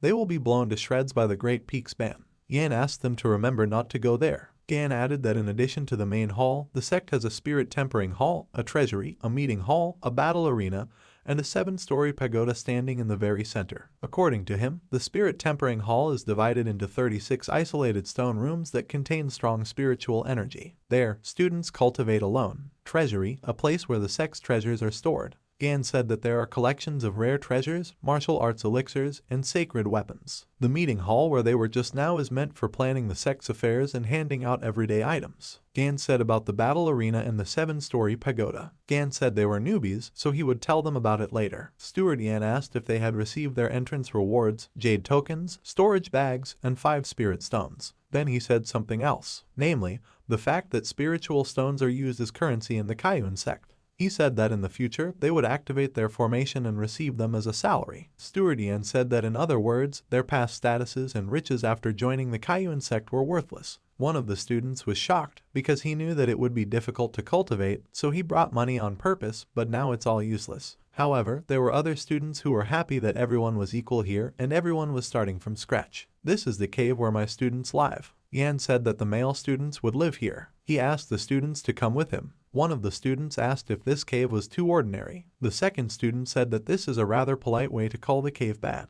Steward Yan responded by saying that they were currently external students, but they will only be able to move to the peak manner when they become inner disciples. He urged them to cultivate hard if they weren't willing to give up now. Yan said that by winning the competition in 3 months, they would be able to become inner disciples. Yoyoung chuckled and thought about how he would definitely win. Then some time passes and we are transported to the cave of the outer disciples. Yoyoung sat and meditated. He received a notification that he had received 6,000 experience points. Something pleasantly surprised him. I see, he said. At the same time, he was thinking that if he collected the spirit stones in this magic circle, he could gain 3 times the spiritual power. But absorbing just this spiritual power wouldn't increase his experience. Yoyoung guessed that he would probably have to find a way to get more spirit stones. And so 5 days passed from that moment. The action takes place in the assembly hall. An inner disciple asked Feng why he had come to the assembly hall again. The guy asked if Feng had run out of money. However, Feng aggressively replied that it was none of his business. Feng was angry that the 5 life force elixirs bet with that brat, Chen Ping, had cost him so much. If Feng didn't accumulate spirit stones for new elixirs, he wouldn't be able to improve his cultivation. Suddenly, there were many students in front of him. They were crowding around, and someone was shouting that they had come first. Feng was shocked. He asked what was going on here since he had only been away for a few days. He couldn't understand why the assembly hall was so crowded. The guy said that a new outer disciple has been taking over all the assembly hall tasks lately, and it executes them faster than they thought. The guy said that to take tasks for spiritual stones, you need to take a queue in advance, otherwise they will not remain later. Feng said that ordinary students have weak foundations, so they want to get more spirit stones, and therefore this is a temporary phenomenon. Feng added that there were only 20 new students this time, and the assembly hall gives out more than 300 tasks every day. He asked if they had to panic like that. The guy said that Feng might not know that any of them were capable of completing almost 100 tasks a day. Then we see Yoyoung, who told Old Chu that he had come for the spirit stones. Old man Chu didn't like Yoyoung and said that Yoyoung did nothing but pick on him every day while he was drinking. Chu placed the stones on the table. He threw them at Yoyoung and shouted that he didn't want to see him again. Yoyoung took the spirit stones and said that he would come back tomorrow. Old Chu threw something at Yoyoung and shouted at him to get lost, because Chu didn't want to see Yoyoung anymore. However, Yoyoung deflected what Old Chu threw at him and only chuckled. He thanked Old Chu. The students were shocked that Old Chu had given Yoyoung a level 7 task. The assembly hall tasks only have 10 difficulty levels. Their external students are best suited for difficulty levels 1 through 4. This is collecting herbs and catching demonic beasts whose ranks do not exceed the 3rd. They said that the tasks of the 5th and 10th levels are much more difficult. The students wondered how Yoyoung was able to complete so many level 7 tasks on his own. They couldn't figure out who he was. Old Chu said that there are no more tasks for the rest of them today, so they can skip. Feng was very angry. After all, he was interrupted by Yoyoung again. Then we flash forward and see that Yoyoung is already on the next task, which Yoyoung doesn't think is difficult. Yoyoung was watching a pack of red wolves. The hero said that they were a pack of 3rd rank storm wolves that were good at group combat. Yoyoung said that there are at least 40 of them, and each of them is as strong as the leader. Yoyoung said that this time, he would be able to earn some good money. Suddenly he sprinted out onto the field and found himself in the middle of the pack. He said that only 2 people would be enough to complete the task. The wolves, of course, immediately flew into a rage. Yoyoung also said something about the other wolves. Then, in an instant, he tore them apart. Yoyoung said that they would be stepping stones on his path to gaining more power. Then, he used some kind of ability. Yoyoung decided to devour them. After the massive absorption was completed, Yoyoung received a notification that he had received 3,600,000 experience points. Suddenly, 2 wolves attacked him from behind. Yoyoung immediately used the glittering Vajra style. The wolves almost snapped at him with their fangs. Die, Yoyoung shouted. With this style, Yoyoung tore them apart. He was holding something in his hand. Yoyoung received a notification that he had reached the 1st level of the Grand Master. Also, skill points have been increased, so now he can use tenfold attack speed.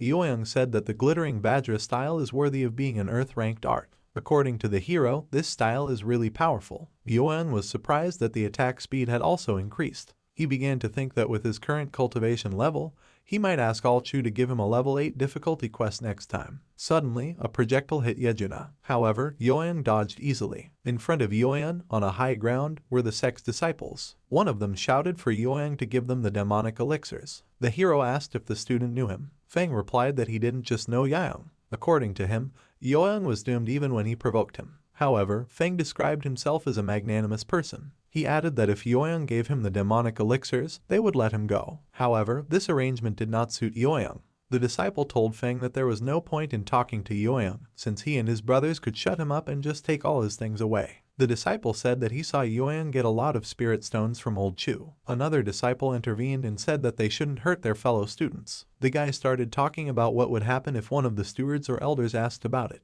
However, a disgruntled student interrupted him and asked what they should be afraid of. The aggressive student said that it is natural for a student to break their arms and legs on assignments, and therefore, if they do not let it slip, then no one will know the truth. And so they decided to attack. In an instant, they leaped in different directions. They surrounded Yoang, and one of them laughed and said that Yoang was finished. The aggressive disciple told Brother Feng to relax and watch them beat up this guy. Together, they used the spirit cage seal. Yoang wondered if this seal was absorbing his spiritual power. Yoang thought about how he had underestimated them. The disciple said that Yoang hadn't seen the seal of the Kaiyuan Sect spirit cage. After all, he had only recently joined the sect. He then added that the seal was currently draining his spiritual power, preventing him from escaping. According to him, the more people cast the spell, the stronger the shackles. The student said it must be terrible to be trapped by 10 people. He added that if Yoang gave them the elixirs, they would let him go. Yoang asked if they really thought they could hold him with this level of strength. Yoang used the glittering Vajra style. The students were shocked. This style broke the shackles that bound Yoang.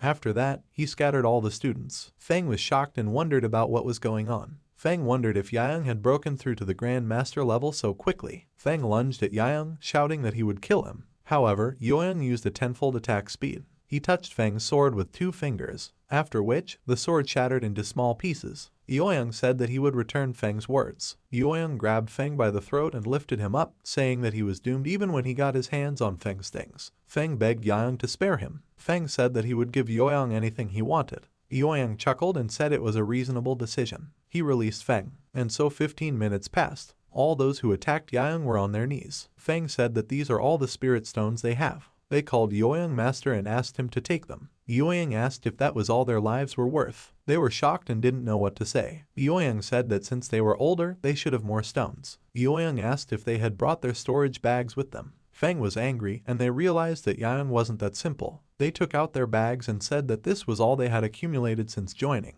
They said they hoped it would be enough for Yoang to spare them. Yoang said that they seemed to have gathered a lot of loot. Yoang took all their soul stones and returned their empty bags. The students asked him not to worry because they wouldn't tell anyone about today. Feng said that if Yoang was happy, they would probably go. However, Yoang told them to delay. He picked up a sword and wounded every student. Feng started shouting that Yoang didn't keep his word. Each of them was hit in the ear by Yoang. How come I didn't keep it? The hero said that he promised that he would spare them, but did not say that they would be unharmed. Yoang said that they themselves said that it is natural for students to lose an arm or leg on a task. Feng was furious. Yoang said that they would see each other again, and then left. After that, we are transported to Yai cave. He sat and meditated. He received a notification that the takeover was completed. He had reached the 2nd level of a great master. Yoang didn't think that there would be so many spirit stones and elixirs in their storage bags. Yoang was thinking that thanks to them, he was actually able to reach the 2nd level of a great master. The hero thought that they seemed to often bully their fellow practitioners. Yoang was thinking that teaching them a lesson today would only be good for everyone.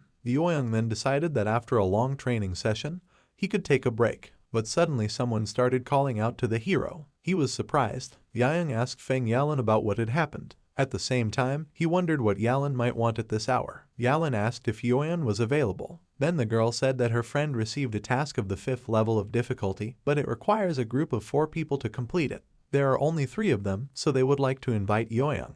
Yalan said that she had heard that it was quite difficult to get tasks in the assembly hall right now. Yoang thought about how she still didn't seem to know that it was all because of him. Yoang said that he wanted to rest, so he couldn't help. At the same time, he was thinking about the fact that in team quests, the reward is shared equally among all the members of the group, so Yoang decided to refrain. Yalan frustratedly told Yoang to forget about it and rest. She then turned to Mr. Zio and said that her friend said that he needed to rest, so they would have to find someone else. The girl who was standing nearby asked senior brother Wenking not to worry, because you can ask the other students. That's it, Wenking said innocently. He said that he was very sorry, but a sly smile appeared on his face.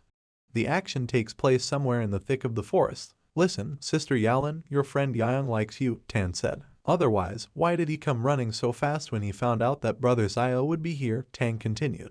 Wenking was glad that Yang had come after all. Wenking told Yang that if he hadn't come, they would have had to postpone this task indefinitely. Yalan thought that he had an icy heart. He likes me, Yalan mused. Yalan contacted Yalan and asked if Zio Wenking was with her. We are transported to Yalan's memories. Did Mayor Feng misunderstand something? Youyang said. It would be faster this way, Wenking said. Yalan was telling Yang that he needed to train more. Yalan reflected that she had known Youyang for a long time, but she still couldn't figure out what he was thinking. His behavior will always exceed my expectations, Yalan said as she continued talking to herself. Youyang said that he didn't want to study with someone like Cao. Yalan told Yang not to relax because there were still a lot of opponents left. Yalan told Tang that she had misunderstood everything. Let's not talk about it, let's catch up with them, Yalan said. Tang asked Yalan to wait for her because she started running. Wenking told Yang that this was a very dangerous mission. Wenking continued to explain the mission.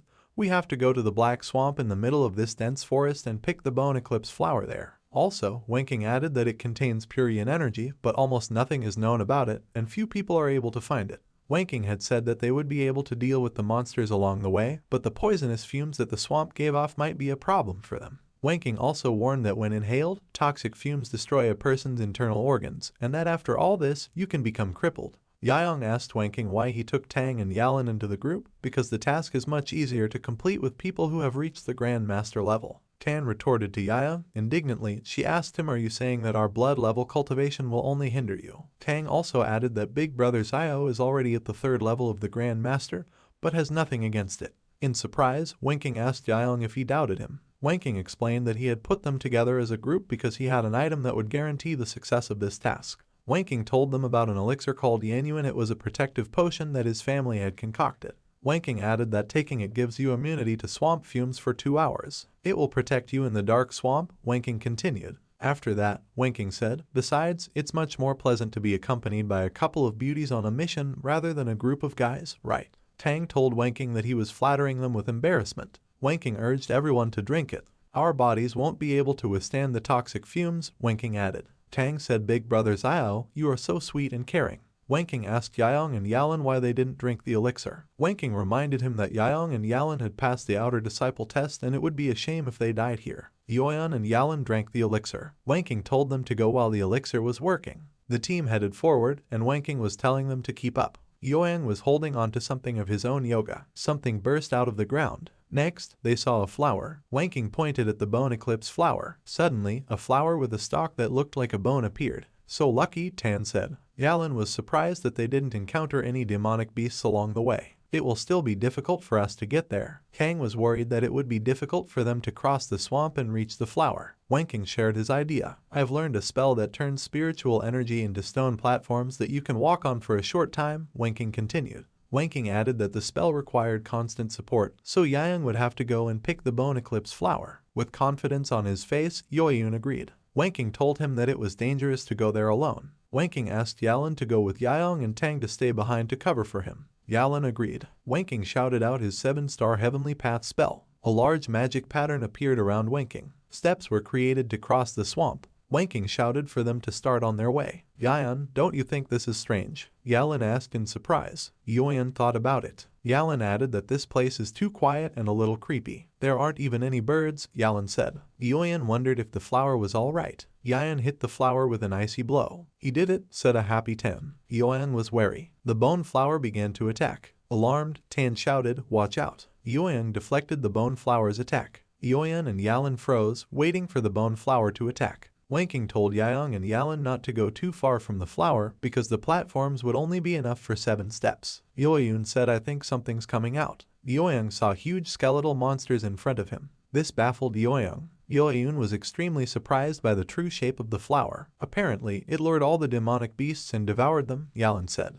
In doing so, Yalan explained why they didn't meet them. Yalan was attacked by a flower. Yalan and Yaong jumped away from the flower blades that were flying at them. Brother Yang, Yalan, don't fight with him. No, said a startled Wanking. Wanking told them to pick a flower and escape. Yang told Wanking that he would decide for himself. You don't give me orders. Yoyang added. Yoyang launched a bone flower attack. Ice strike. Yoyang shouted. The ice flower fell into the swamp. Come here, Yoyang said to Bone Flower. The bone flower started to be attracted to Yoyang's hand. The bone flower started attacking again. Damn, there are more of them, Tan was saying. Yalan was surprised by the bone flower's powerful attacks. Yoyang, you've already picked a flower, so leave quickly, Yalan shouted. The platform that Yalan was standing on started to crack. Yalan was afraid that she might fall. Tang asked Wanking to create a new platform because the Yalan might fall. It's too late, I won't make it, said Wanking. Yoyang jumped and said, tenfold attack speed. Yoyan caught the falling Yalan. Yoyan told Yalan to hold on tight. Yoyan jumped away from the bone flower. Yoyan saved Yalan from the bone flower. Yalan was startled by Yang. Yang was heading for the shore with the Yalan in his hands. Yoyan finally crossed the shore. Sister Yalan, you scared the hell out of me, said the terrified Tang. Tang was glad that Yalan was fine. Wanking apologized to Yalan. He told her that they were too far apart. And this demon also tried to deliver the final blow before it died, Wanking added. Wanking said that the demon's strike was too powerful, it was hard for him to deflect it, so he didn't have time to create another platform. Fortunately, Brother Yang managed to save you, I'm sorry, Wanking continued. Wanking noted that they had successfully completed this task. With this flower, we can go back, Wanking said. Yang was outraged that Wanking was faking it, and only now decided to show the real nature. Yoang continued. Wanking wondered what exactly Yang meant. If Yalan had plucked the flower, you wouldn't have had time to create a platform under my feet, right? Said Yaong. Yaong said that there were 3 stages to Wanking's plan. First, send 2 companions out of 3 to risk their lives for the flower, and then try to get rid of one of them, Yaong said. The second is to choose the weakest one of us to stay by your side and protect you, and get rid of her in the confusion, Yoang continued. Tan didn't understand what Yoang was talking about. And the third is to kill the last comrade who has the least spiritual power left and take the entire reward for himself, Yoyan said. Yalan and Tang were shocked. Yang asked Wanking if he was right. Wanking said that he was surprised by Yang's words. In the sense of getting rid of you, said Wanking. You were doomed from the start, Wanking continued. Wanking had an evil smile on his face. What's going on? Said Yalan, surprised. Yalan said that there was pain in her chest. Yang, I wanted to get rid of you as a potential rival before the inner disciple trial, but I guess that won't work, Wanking said. Wanking said he wasn't lying. This elixir is indeed able to make a person immune to the poisonous fumes, but if you use your inner strength, you will suffer the backlash, Wanking continued. Tan was very surprised. Big Brother's I.O. No, Tan said. Tang asked Wanking how he could have deceived them. Yang ordered Tang and Yalan to move away. Yalan told Yang to be careful. Wanking told Yang that he was smart. You probably didn't drink the elixir, Wanking continued.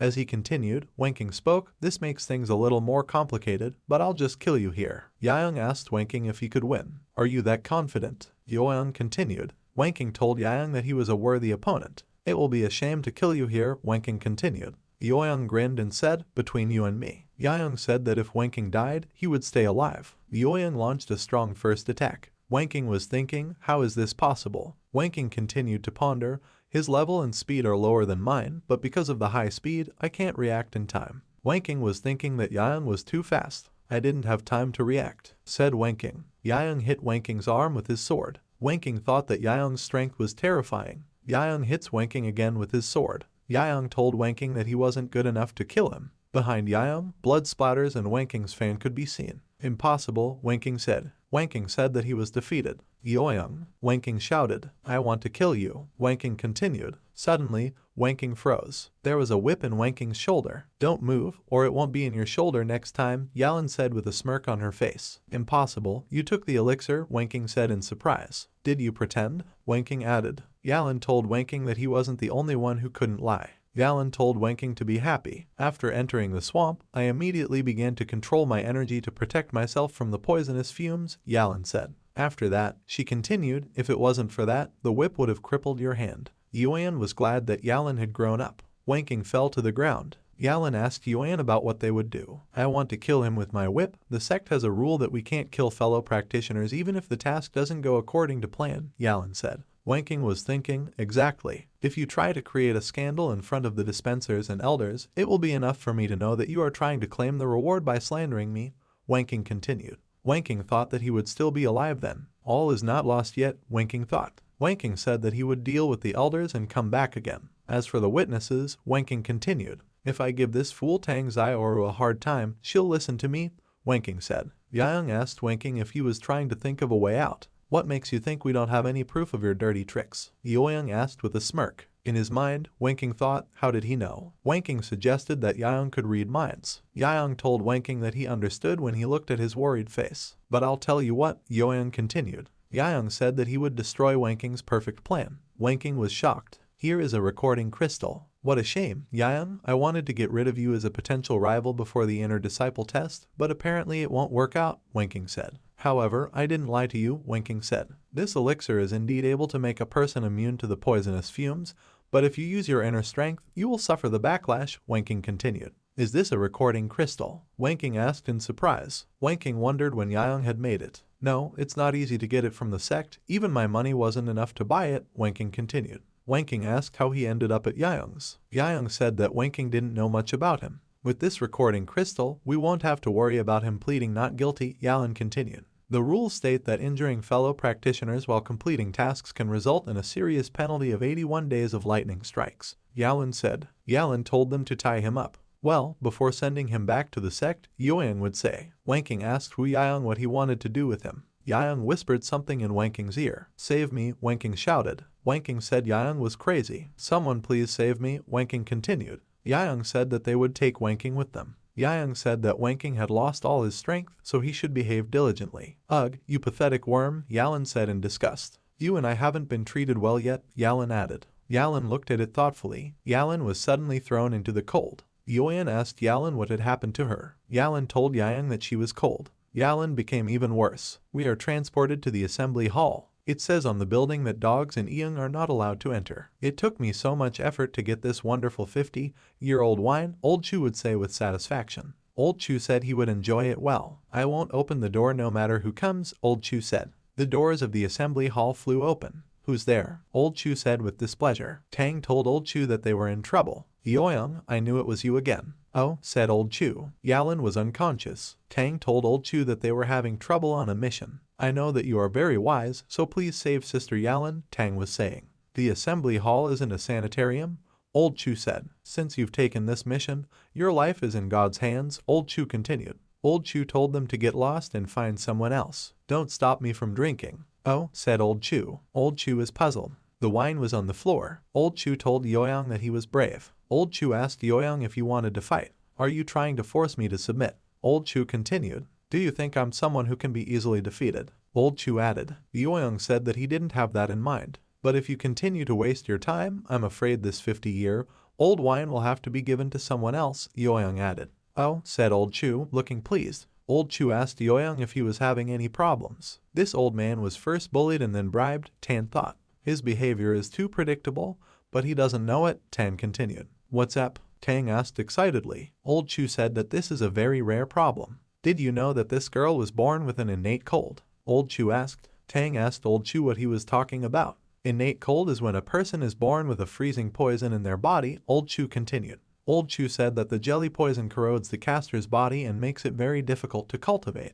If the poison doesn't weaken, she won't be able to gather spiritual power for the rest of her life, Old Chu continued. Tang told Old Chu that Yalan was no different from ordinary people when she cultivated, because she was always protected by a stern, pure yang that resisted her innate cold, Old Chu said. Old Chu said that yang should be controlled skillfully. If there is more, it will kill her. If there is less, it will stop working, Old Chu used to say. If I'm not mistaken, this girl used internal energy to protect herself from the poisonous fumes on the mission, but she spent too much, Old Chu said. Also, she was accidentally affected by the cold energy of the eclipse bone flower, which activated the poison in her body, Old Chu continued. Old Chu said that there are two cold energies flowing through Yalan's veins. If we don't treat her right away, I'm afraid she won't live more than 3 days, Old Chu said. No wonder Fang Lei showed unprecedented generosity and gave me the glass Vajra style, saying that Yalan can't learn this technique, Yang thought. On the surface, it looked like he was giving me a reward, but in reality, he wanted me to help Yalan if something happened to her, Youyang continued. Sly old fox, said Yang.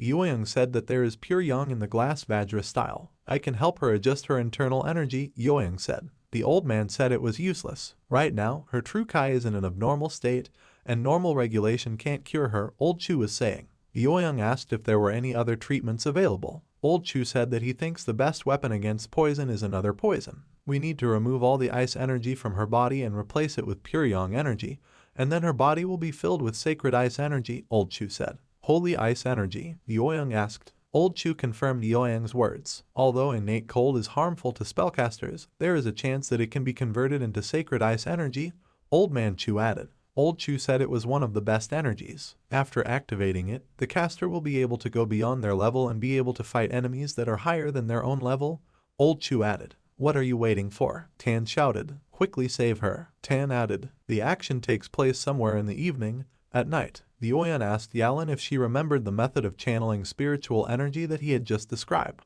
Yalan replied incomprehensibly. How did this happen? Said Yalan. It doesn't matter if it's more important to save her, Yoyan continued. We fast forward to 4 days later. This place, Yalan said. Tang was glad that Yalan was finally awake. Tang, aren't we on a mission? Yalan asked in surprise. Yalan asked Tang why they were here. Reliable little brother Yoyan sent us back, Tang said. Reliable, Yalan said, puzzled. I remember that you didn't like him very much in your previous assignments, Yalan said. So why now? Yalan continued. Tan said that she really thought Yoyan was sharp and playful before, but then she realized that she was wrong all along. He is a true treasure of our Kaiun sect. No, Tan said. You don't know, but after you passed out, he carried you around in his arms while looking for a doctor, Tan continued. We are transported back to the Tang's memories. I've cured your poisoning, now take this scum and let's go back to the sect, Yang was saying. Also then, Tan continued. We're back in Tang's memories. I've finished channeling her energy, what's next? Yoyoung asked. This is an ice elixir that can activate sacred ice energy, Old Chu was saying.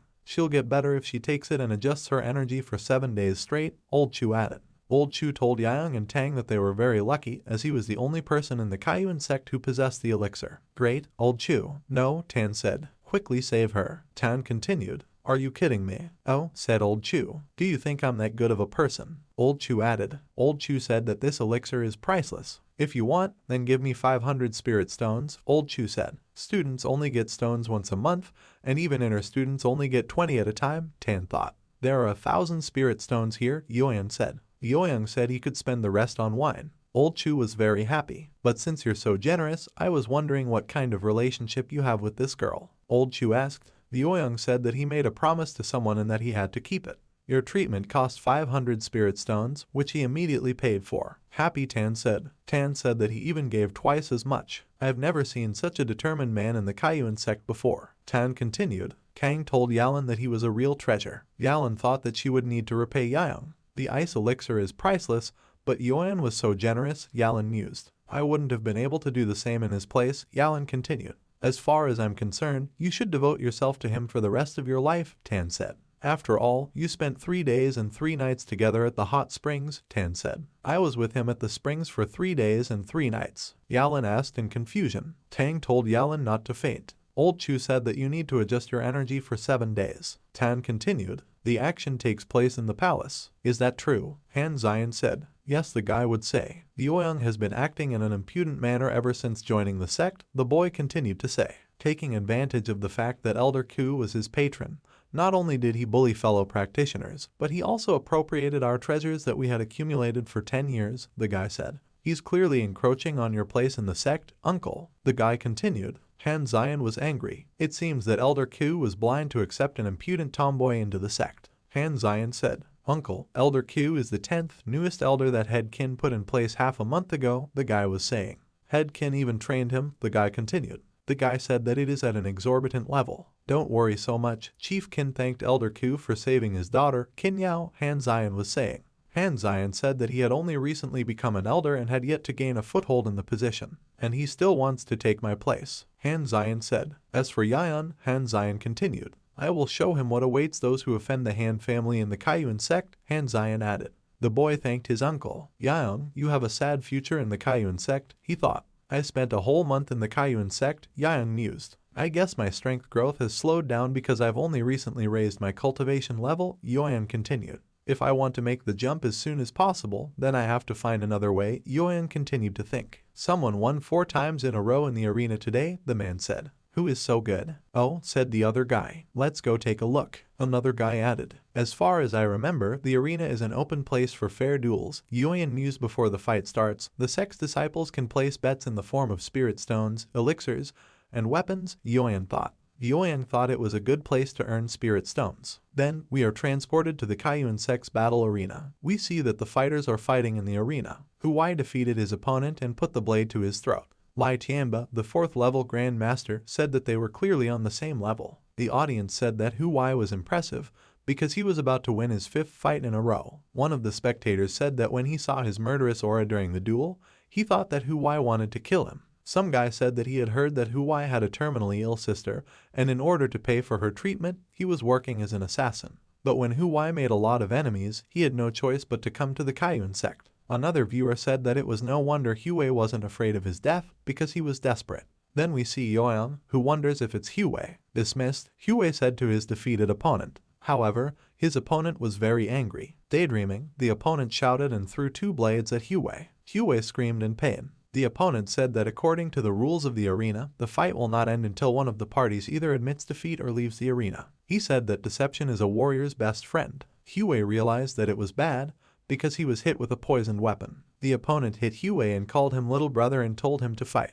The opponent asked if it wasn't Huai who was being conceited just now. He started beating Huai up and asking him why he was silent. The opponent shouted for Huai to admit defeat. The audience was shocked. They talked about how they couldn't bear to look at it anymore because it was so shameless. The opponent said that this is how the arena works. He told Huai that if he didn't fight, then just let him get out of the arena. He laughed and decided to finish off Huai. However, Yang suddenly appeared behind him and the hero struck with such force that the opponent was thrown back several meters. He asked Yoang who he was. The hero said to fight him instead of Huai. Yoang then turned to the referee and asked how to challenge the opponent. The referee asked if Huai could still fight.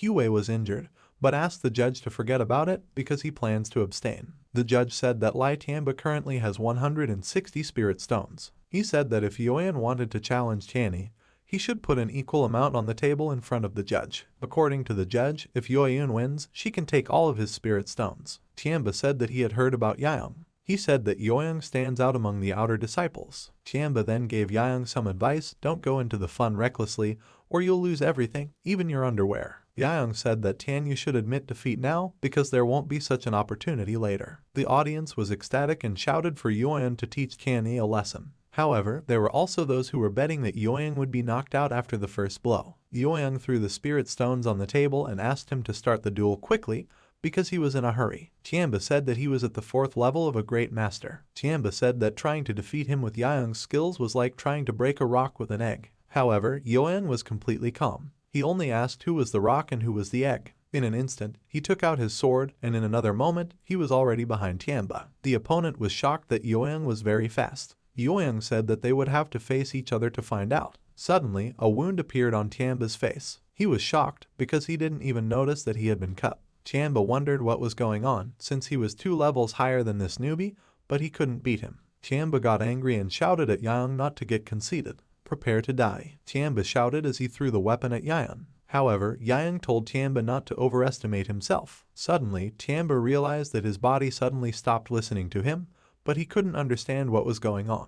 Tianba was shocked that Yaong's spiritual energy was creating such pressure. Tianba realized that the movement of the sword just now was so fast that it couldn't be seen with the naked eye. The opponent realized that if he didn't immediately admit defeat, he would die. Tianba was horrified. He was about to say that he was giving up, but Yaong suddenly cut his mouth. Yoyang reminded him that he had said that he wouldn't get a second chance to give up. It's over, Yoyang said. Then, he hit Tianba's head with incredible force. The impact was so strong that everything glowed and a cloud of dust rose. The audience was shocked as they could barely catch Yoyang's movements. The hero turned to the manager and asked what the verdict was because Tianba lost consciousness. The steward threw spirit stones at Yoyang and said that they were now his. The manager told Yoyang to pick them up and get lost. Yaong said that Huey has had 5 fights in a row, so the hero asked why he couldn't have another one. The manager was very angry, and he shouted for Yoyang to open his eyes and see for himself. He exclaimed that Yaong had destroyed his Arna. Yoyang thought about how he only used 1/3 of his strength. Then we are suddenly transported somewhere. It was getting dark outside. Suddenly, someone called out to Yaong.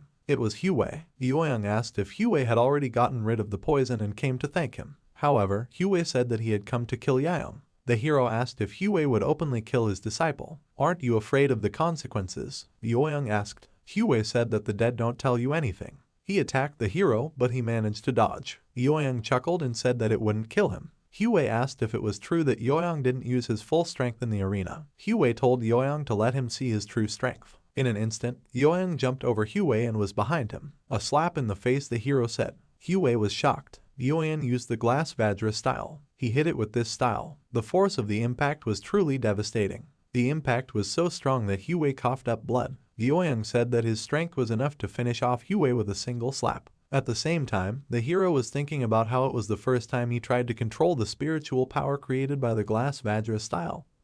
But he didn't expect it to be so destructive. He understood that if he developed it to its limit, it would become even more powerful. Hue admitted that he wasn't as skilled as Yoyoung. The opponent said that Yoyoung might kill him. Yoyoung said that Hue admitted defeat so easily. The hero asked if the last words were really before death. Hue said that his younger sister Hulin is in Qingnu village. He asked Yoyoung to give her everything he had accumulated in the Kayun sect, but not to tell her that he had died. Hue started shouting hysterically that he didn't regret dying at Yoyoung's hands. He left. However, Yoyoung turned away from him and said that Hue was free. Hue asked why Yoyoung wouldn't kill him. The hero said that he wanted to kill Hue just now, but that doesn't mean that he will kill him right away. However, Yoyoung said that it's not difficult to crush an ant anyway. Hue laughed out loud. He asked if that meant Yoyoung didn't think much of him. "Think what you want," Yoyoung replied. Hue chuckled and said that he didn't like to be left in debt. Hue told Yoyoung to be wary of the sixth elder, Han Zion, because he was the one who hired Hue to kill Yoyoung. The hero thanked Hue, but it was obvious that Yoyoung was worried. We are again transported somewhere and see that Yoyoung has already appeared in the desert. He couldn't believe there were so many treasures in this desolate place. If it wasn't for the system's reminder, Yoyoung would never have found them. After completing the massive absorption, Yoyoung had reached the level of the third Grand Master. Yoyoung was thinking that there were 10 elders in the Kayun sect right now, but it was rare to meet them. They only show up on their own accord at major events like the Inner Disciple Trial, and each of them is above the 4th level of the Grand Master. If they were distributed from the strongest to the weakest, Han Zion would be ranked 6th. Yoyoung was thinking that Han was different from Elder Q, who was ranked 10th. After all, Han San's methods are crude and selfish. Suddenly, he received a notification saying that a treasure had been sighted in the south. Yoyoung immediately rushed over, thinking that this time, the enemy shouldn't be underestimated. Yoyoung decided that he should rather strengthen his martial arts before he attacked again. And so Yoyoung reached his destination. He landed on a raised platform and saw something. Yoyoung wondered if it was a higher-order demonic beast, a giant scorpion. A squad of several people was fighting a scorpion. Suddenly, Yoyoung saw a plant and wondered if it was really a datura tree in front of the cave entrance. Yoyoung was surprised, because datura is considered the most valuable plant that can raise the dead. Yoyoung said that these people seemed to have come to take him away, but the demonic beast mistakenly thought that they were here to destroy the cave, so it attacked them. Chen Hu, who has the 6th level of a Grand Master, shouted that this demonic beast's offensive was too fierce. Chen said that the beast also changed position quickly, preventing them from getting close to Datura. Lai Yuan, who has the 7th level of a Grand Master, said that he was afraid that at this rate, they would run out of steam before killing him. There was also a girl named Liu Mei, who has the 7th level of a Grand Master. She told Big Brother to stand on the left and she to stand on the right, and they would combine their sword techniques. She exclaimed that she didn't believe they couldn't kill him today. They attacked the scorpion. However, nothing happened. They were shocked and wondered if their attacks hadn't worked. Suddenly, another girl intervened and shouted at them to be careful. She decided to fight the scorpion. Yoyoung watched this and thought about her high speed and powerful sword technique. This girl's name is Lai Qingzhu, and she has the 9th level of great skill. She told them not to relax. They thanked her. Then, Wang Gan, who is a level 8 Grand Master, said that her sword technique had improved again. He offered to join forces while Scorpion was injured. Yoyoung watched and thought about how all 5 of them were wearing inner disciple costumes, and they were all quite strong. The weakest of them has reached at least the 6th level of Great Mastery. Yoyoung wondered if they were doing a task for the assembly hall. Yoyoung felt sorry, because he wouldn't be able to take the treasure right away. The scorpion attacked them. They shouted to block this attack. Li said that the scorpion will attack them with its life. The girl asked what they should do, because the scorpion wants to be killed with them. She asked if they should give up this assignment. Wang said they were retreating. Yoyoung was surprised. He wondered if they were serious. He had already put on his cloak and was about to put on his mask. The hero said that since they left the task themselves, then he will take Datura. Yoyoung took the Datura. Suddenly, they shouted for everyone to watch out for the poison gas because the demonic beast had exploded. Li asked his sister if she was okay, and another member of the squad was concerned that someone had taken Dachira. Wang also wondered where Kingju was. Then we flash back and see Young running away from there. Suddenly something surprised him. A girl suddenly appeared on the branch. "Give it back," Kingju said. She asked if it was true that Yang was an external disciple of the Kwin sect. She asked him why he had stolen their treasure. However, Young was silent. Then she asked if he was desperate or not afraid of death. Young said that since they were willing to give up the quest, this treasure was nobody's and could be taken away by any capable person. Young quickly brushed past her. Even Kingju was surprised by his speed. She shouted at him to stand. Young also thought that this woman had incredible speed. It can compete with his tenfold speed. However, Young said that she was still far away from him. Suddenly, he used some kind of ability. Something like a portal opened and Young disappeared. Kingju asked if he had disappeared into thin air. She used her skill. Scanning the forest, she realized that his aura was also completely gone. Suddenly, Wang came up to her and asked her how it went and if she caught him. However, Kingju said that he had escaped. The girl from the squad was surprised and asked about how it happened, since he didn't appear to be above the third level of a Grand Master, and he was also an external disciple. She asked if he deliberately concealed his cultivation level and was actually an expert. Kingju said that the 5 of them wouldn't be able to capture an external blood and Kai level disciple if they had a teleportation talisman. The squad members were shocked and asked if she was serious. Vaughn had said that the teleportation talisman could only be created by someone who had reached the royal level, where space itself could be controlled. Wang said that the price of a talisman depends on its rank, and Vaughn had heard that even the cheapest of them sold for at least 10,000 spirit stones. He asked if the outer disciple really had such a treasure. The girl then said that the top 20 inner disciples lost to the outer disciple. She asked that if it became known, wouldn't it be the biggest joke since the founding of the Kwin sect? Van said you can't undo what you've done. He said that if they could find him and get the treasure back, the quest wouldn't fail. Wang said that if this external disciple used the teleportation talisman, he would return to Kwin sect sooner or later. They then decided to return to the sect. After that, we are transported to the inner cave of the outer disciples. Yang mentioned Han Feng's storage bag, a treasure chest. The hero said that he wanted to save the teleportation talisman for later and didn't expect to have to use it so soon. He saw a strange list and wondered what it was. Young, holding Dachira in his hands, said that he hoped this spiritual treasure wouldn't let him down. Devour, Young said. After the takeover was successful, Young received 1,000,000 experience points. He had reached the 4th level of a Grand Master. Young said that this is a very nice promotion. Suddenly, a silhouette appeared behind them. Who's there? Young wondered. After that, we are transported to the events of the next day, to the Qingyang market. Yang walked beside Yalan. He asked her if he was right about the fact that they hadn't come down the mountain secretly to go shopping. Yalan said that this is certainly not the case. The girl said that she had heard that the Treasure Pavilion was hosting an auction. It is the largest auction house in Qingyang. Yalan said that there would definitely be a lot of treasures there. That's why she asked Yoang to come with her. She said that if he liked something, she would buy it as a thank you for that time with the ice elixir. Yalan pretended that she just remembered that she hadn't thanked him yet. Yalan was confused and started yelling about how it wasn't a date and she wasn't dressed up for him. She asked him not to think too much. Yoang said he didn't say anything. Yalan said it was time to go because the auction would start soon. She said she could hardly buy them a box seat. Yoang was confused. It occurred to him that women were indeed unnoble creatures. Yalan, meanwhile, was confused. Suddenly, a green-haired guy who was standing behind the hero recognized Yoang. After that, we are transported to the Yang residence. The action takes place in one of these estates. Are you sure it's him? A man who was standing at the top of the stairs asked. The green-haired guy said it was really Yoang. However, the guy added that Yang's companion is the daughter of the mayor Feng Yalan. The green-haired guy said that he found out that they were very close and joined the Kwin sect a month ago. This man is Yang Longjin, young master of the Yang family, 7th level Grand Master. There was a snake around his neck, and Ian himself was white-haired and looked like an old man. He told the green-haired guy to take the award. Thank you, young master, the green-haired boy said. He was about to leave, but suddenly someone intervened and attacked the green-haired man. This person was angry that this guy had the audacity to ask for a reward. The green-haired guy died from this attack. He was killed by Yangqing, the head of the Yang family, the first step of the supreme level. He said that Longjin would soon take over as the head of the family. Xing asked why Longjin was still so compulsive. Xing said that this trash who didn't do his job and lost an arm offended the Yang family. An incredible purple aura enveloped Xing. He said that this scoundrel was only worthy of death. All of a sudden, the cloaked men who were standing there congratulated the head of the family on the premature end of solitary cultivation. Longjin said that he hadn't seen his father for only 2 months, and his cultivation level had risen again.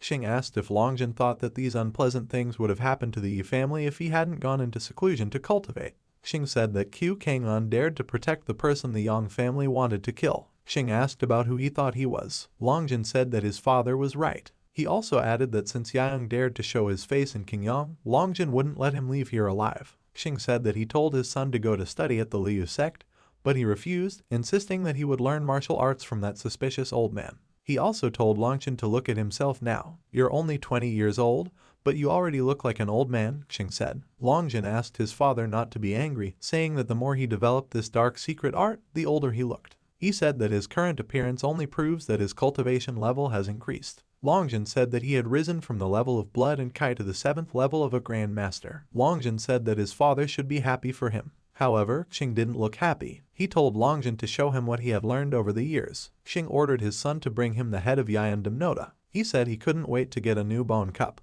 Absolutely, father, Longjin exclaimed.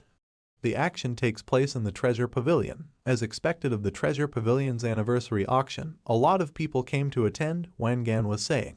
Wangan asked Qingju if she agreed with him. By the way, I accidentally obtained this treasure on a mission last month, Wangan continued. It is said to be able to block attacks of the 3rd supreme level, Wangan said. Wangan told Qingju that she could wear it for protection. Don't keep it, Qingju said. Anyway, you're 3rd Elder's personal disciple and you're already used to such rarities, Wangan said. Wangan said he wasn't surprised that she didn't need it. I think I saw him, Qingju said. Wangan asked who she was talking about. The guy who took Datura, Qingju said. Yalan was surprised that there were so many people in the Treasure Pavilion. I heard that there will be a lot of exotic treasures at this auction, Yalan was saying. Yalan added that they would see them today. I'm sorry, Qingju said. Yoyan and Yalan were taken aback. I think we've met before, Qingju said. Yoyan and Yalan were surprised. May I ask, are you a disciple of the Kaiyuan sect? Qingju asked. Yalan replied that she and Yang were external disciples of the sect. Qingju said that she was also a disciple of the Kaiyuan sect. Let me introduce myself, I'm Lai Qingju, Qingju said. Why is she holding out her hand to him? Thought Yalan indignantly. Yoyang thought about how she was going to test his strength.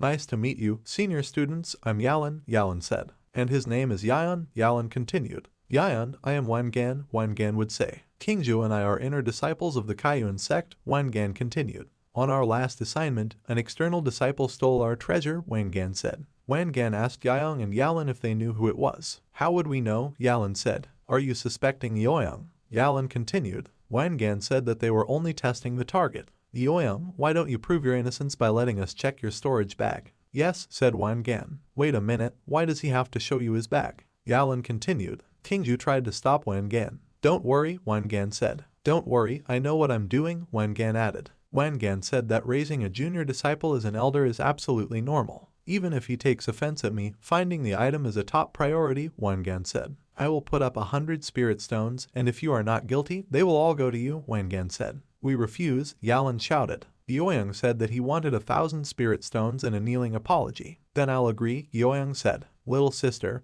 how sure are you that the person in front of us is him? Yes, said Wangan. About 80%, Qingju replied. Wangan agreed to Yayang's terms. Wangan threw 1,000 spirit stones to Yayang. Qingju, you're the best at spiritual reading, Wangan said. Wangan asked Qingju to check the bag carefully. Qingju agreed. Qingju activated her spiritual reading. We are transported to the thoughts of Qingju. The first reading, Qingju says. I can't detect Datura, Qingju said. Second reading, Qingju continued. Nothing, Qingju says. Third reading, Qingju said. Little sister, what's up? Says Wangan. Sorry, not you, Qingju said. Wangan was confused. Yoyang was satisfied. Yalan asked if they were convinced. I told you so, continues Yalan. An honest person doesn't need to make excuses, Yalan added. There are quite a few external students, so mistakes are common, Yoyang said. Now give me back my storage bag, Yoyang added. Qingju activated the spiritual reading technique. Qingju is surprised. Unexpectedly, there's nothing there, Qingju thought.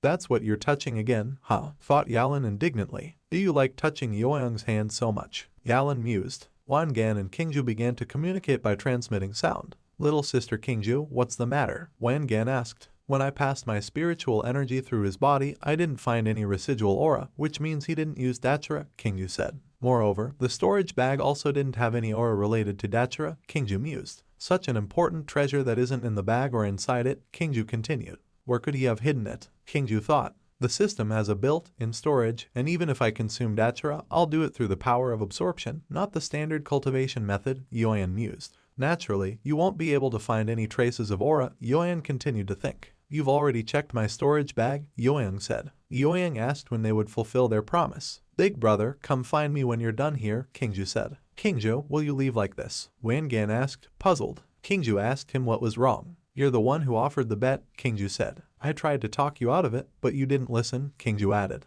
Kingju said that the storage bag was handed to Wangang, and he in turn asked her to check it out. Bad deeds lead to bad consequences, Kingju said. Wangan said that he did it for Kingju's sake. You know how I feel about you, Wangan said. Kingju said that there was no need to do everything for her. If I remember correctly, I've scolded you several times in all your years in the Kayun sect, Kingju said. Or if there is a man in the world who loves me, then I must love him in return. Kingju continued. If 10 people love me, Kingju said. And if it's 100, Kingju continued. What should I do then, Kingju added. Kingju asked Wangan if she should love them all at once. Well said, Yalan says. I've changed my mind about you, added Yalan. Yoang thought that she was indeed a smart woman. It's better to stay away from her in the future, Yoang mused. Kingju said that she would wait for Wangan on the second floor of the private box. Kingju, wait, Wangan shouted. Wangan said that he only brought 300 spirit stones with him. I'll give you the rest when we get back to the sect, Wangan said. Yang told Wangang to stop. I didn't tell you to leave, Yoang said. Wangan thought. He's 4 levels below me, Wangan continued. Just one look added Wangan. Why is he putting so much pressure? Wangan mused. Yoan, I made a mistake, Wangan said. I hope you'll forgive me, Wangan added. It looks like you were brought up badly by your past senior students, Yoang said. Then let junior disciple fix it, Yoang added. Yayan knocked Wangan down. Yayan ordered Wangang to kneel down. What happened? No, said the stranger. I don't know, I think you lost the bet, the guy said. What power? Wangan thought. I can't resist, Wangan continued to ponder. I need to tell Big Brother one more thing, Yoang said. Yang told Wangang that he accepts alternative payment methods. Yang took out the Wangan artifact. There is no way without interest, Yang said. Let's go, Yoang said. We're going our separate ways, the stranger said. The auction is about to start, the stranger added. There's nothing to see here, the man said. Wangan, I will remember today's humiliation. Wangan thought. And in the future, I will return it to you in double the amount. The action takes place in the auction hall, the treasure pavilion. Why hasn't the auction started yet? No, said the stranger. When will it start? The man said. Ladies and gentlemen, sorry for waiting, Hong Lion said. Greetings to everyone who decided to participate in the treasure pavilion auction, Hong Lion added. I, Hong Lion, will be leading the auction today, Hong Lion said. Thank you for coming, said Hong Lion. Finally, because we've been waiting so long, Yalan said. The first item is a second-order weapon, the wave-cleaving sword, Hong Lion said. Hong Lion said that the sword was created from the blood of a rampaging rhino, a third-order demonic beast. When this weapon is swung, it releases a powerful wave, like energy, Hong Lion said. Once in the caster's hands, this sword will increase the host's combat power many times over, she added. Hong Lion. The starting price of the slashing wave sword is 100 gold. Hong Lion said. Hong Lion said that the auction had started. 150 gold pieces. Stop it, the stranger shouted. 160 gold pieces. Stop it, the man shouted. What do you say? Yalan said. Yalan asked Yoyang if he liked the sword. I don't need it, Yoyang said. This sword is inferior to the spirit execution sword in both rank and combat power, Yoyan mused. Sold for 300 gold. Hong Lion said. The next treasure, Hong Lion continued. Come to think of it, it's a good thing she wasn't around, Wangan thought. Losing face in front of her isn't as much of a problem as her looking down on me in the future, Wangan mused. Fortunately, Kiju was always indifferent and did not take anything to heart, Wangan continued to think. Wangan was thinking about the fact that the auction bids were made with gold coins. I'll make you look at me differently, Wangan said to himself. Ladies and gentlemen, the next lot is the last one in this auction, Hong Lion said. This is the blood of the 6th Order Ice Jade Toad King, Hong Lion continued. Is this the blood of the Ice Jade Toad King? What is it? The stranger asked in surprise. It's no secret that the blood of the Ice Jade Toad is an excellent antidote to any poison, Hong Lion said. Hong Lion said that the blood efficiency is higher than that of a normal Ice Jade Toad. If the caster drinks this blood, not only will he be cured of any poison, but he will also increase his cultivation as much as if he had trained for 10 years straight, Hong Lion added. Now that's interesting, Yoyang thought. The starting price is 10,000 gold, said Hong Lion. 20,000, the stranger said. 30,000, the man said. Yoyang offered 100 gold thousand. That's too high a bet, the stranger thought. Yuan wanted to offer more. Yalan stopped him. Yalan said that she promised to buy it for Yuan. And what I see, Yalan says. You don't think I can afford that? Yalan continued. Are you looking down on me? Added an indignant Yalan. Yuan said that he didn't look down on Yalan. Who will give more than 100,000 gold pieces? Says Hong Lion. I almost forgot that she's a rich lady, Yuan thought. But is the mayor really that rich? Yuan mused. And why do I feel like a kept man? Yuan thought, puzzled. 300,000 gold pieces. Yalan shouted. Even if I have to bet all my gift money that I've saved up all my life, since Yuan likes this item, I have to buy it today. Yalan thought to herself. I didn't expect her to be so rich, Yuan thought. Wow, my sponsor. Hong Lion thought. She's too rich, the stranger thought. Wang Gan thought. 300,000 gold pieces, Hong Lion said. Hong Lion asked if anyone would offer more. I wanted to give Kingju a gift, but I didn't expect the price to go up so much, Wang Gan thought. Kingju offered 500,000 gold pieces. Kingju is so rich, Wang Gan thought. Yalan was very surprised. What the? Yalan shouted indignantly. 500,000 gold pieces, Hong Lion said. Hong Lion asked if anyone would offer more. Yalan apologized to Yoyang. This amount is beyond my ability, I didn't expect the price to go up so much, Yalan said. Yoyang said that he appreciated Yalan's kindness. If no one offers more, then I will hit the hammer, Hong Lion said. It's better if I do it all by myself, Yoyang thought. Wait, said the mayor. Dad, Yalan said in surprise. Congratulations to this elderly man for acquiring the blood of the Ice Toad King. Hong Lion said. Actions take place after the auction. Dad, what a coincidence, Yalan says in surprise. I came down from the mountain just as you came to Qingyang, Yalan continued. You didn't send anyone to spy on me on a daily basis, did you? Yalan asked. No way, the mayor replied with a grin. So I guessed right, Yalan thought. Let's not talk about it, the mayor said. The mayor asked Yang to take the item he won at the auction. You were bidding for it just now, weren't you? Continued the mayor. And what do you want from me this time? What's that old fox up to again? Yoyang thought. Boy, you're still pissing people off, the mayor said. The mayor told Yoyang that his words were very annoying. Just take it already, continued the mayor. It's only been a month, and my little Yalan has already risen from the 9th blood level and Kaido 5th Grand Master level, the mayor was saying. It's all thanks to your guidance, isn't it? Continued the mayor. Yalan said that all of this really happened thanks to Yoyang. Because of the innate cold, she could not show the potential that had been accumulating in her for years, the mayor said. But since she has become stronger, please accept my thanks, added the mayor. Yoyang agreed to accept the commendation. You're welcome, the mayor said. You can count it as a part. Dowry Yalan, continued the mayor. Yalan was confused. Dad, what are you saying? Yalan said. Yalan told Yang not to listen to his father. What dowry? Said Yalan. It's not like that at all. Yalan continued. I know, Yoyang said. Yoyang also said that he hadn't thought about it.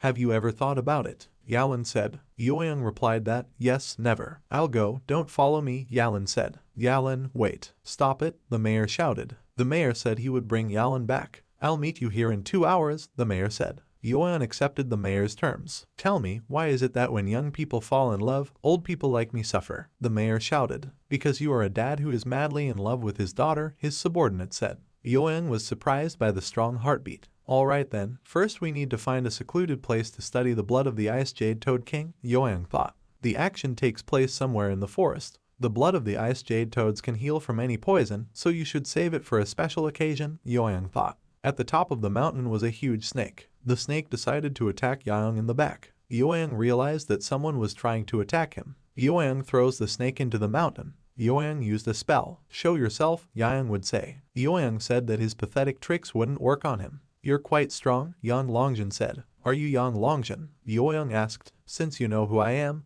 then don't move, Yang Longjin continued. Yang Longjin was surprised by Yoyang's speed. And with such skills, you want to take revenge. Yoyang continued. Yoyang attacked Yang Longjin. Yang Longjin thought about his speed. I haven't met a single worthy opponent since I ascended to the Grand Master level, Yoyang said. I hope you can last a little longer, Yoyang added. Yang Longjin said. Then, for you to see the difference in our strength, I will defeat you with a single palm. Yang Longjin continued. Yang Longjin activated the aura. Dark art, Yang Longjin said. It's a cold, sinister aura, Yoyang thought. Absorbing the spirit, Yang Longjin said. Yang Longjin shouted, bone hand. Yang Longjin screamed, die. Yoyang dodged Yang Longjin's attack. Spiritual radiance sword technique. Yoyang said.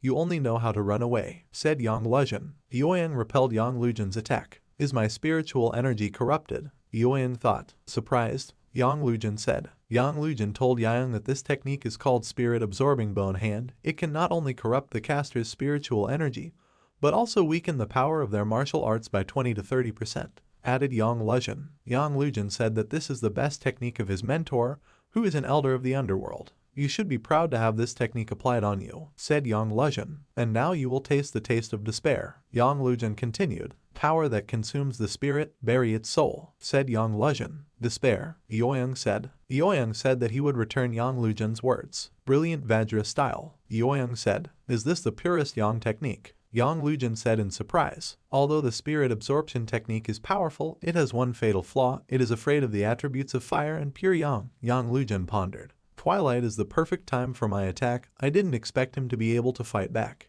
Yang Lujin continued to ponder. You can't beat me with just one hand. Yang Lujin said. Really? Yoyang said. Yoyang said he uses two hands. What do you say? Yoyang added. It's impossible. Yang Lujin said. Yoyang told Yang Lujin that nothing was impossible. Let me kill you, Yoyang said. Yoyang attacked Yang Lujin. Yang Lujin fell to the ground, bleeding profusely. It's over, Yoyang said. Spirit transfer technique, Yoyang added. Yang Lujin is trying to escape. Sly, that one, Yoyang said. Yoyang said that Yang Lujin was trying to escape with a trick. Are you sure you can do it? Yoyang said with a grin. Yoyang struck down the snakes with his sword. Yang Lujin fell into the water. Rest in peace, Yoyang said. Yoyang applied the technique to Yang Lujin. A notification came, takeover started. Jan Hedyong said. Son, Hedyong shouted. Yoyang said that the bag he took was heavy. Now we will find out how many treasures the rich and powerful young master of the Yang family had, Yang said. Yoyang finished applying the technique. My cultivation level has increased again, Yoyang said.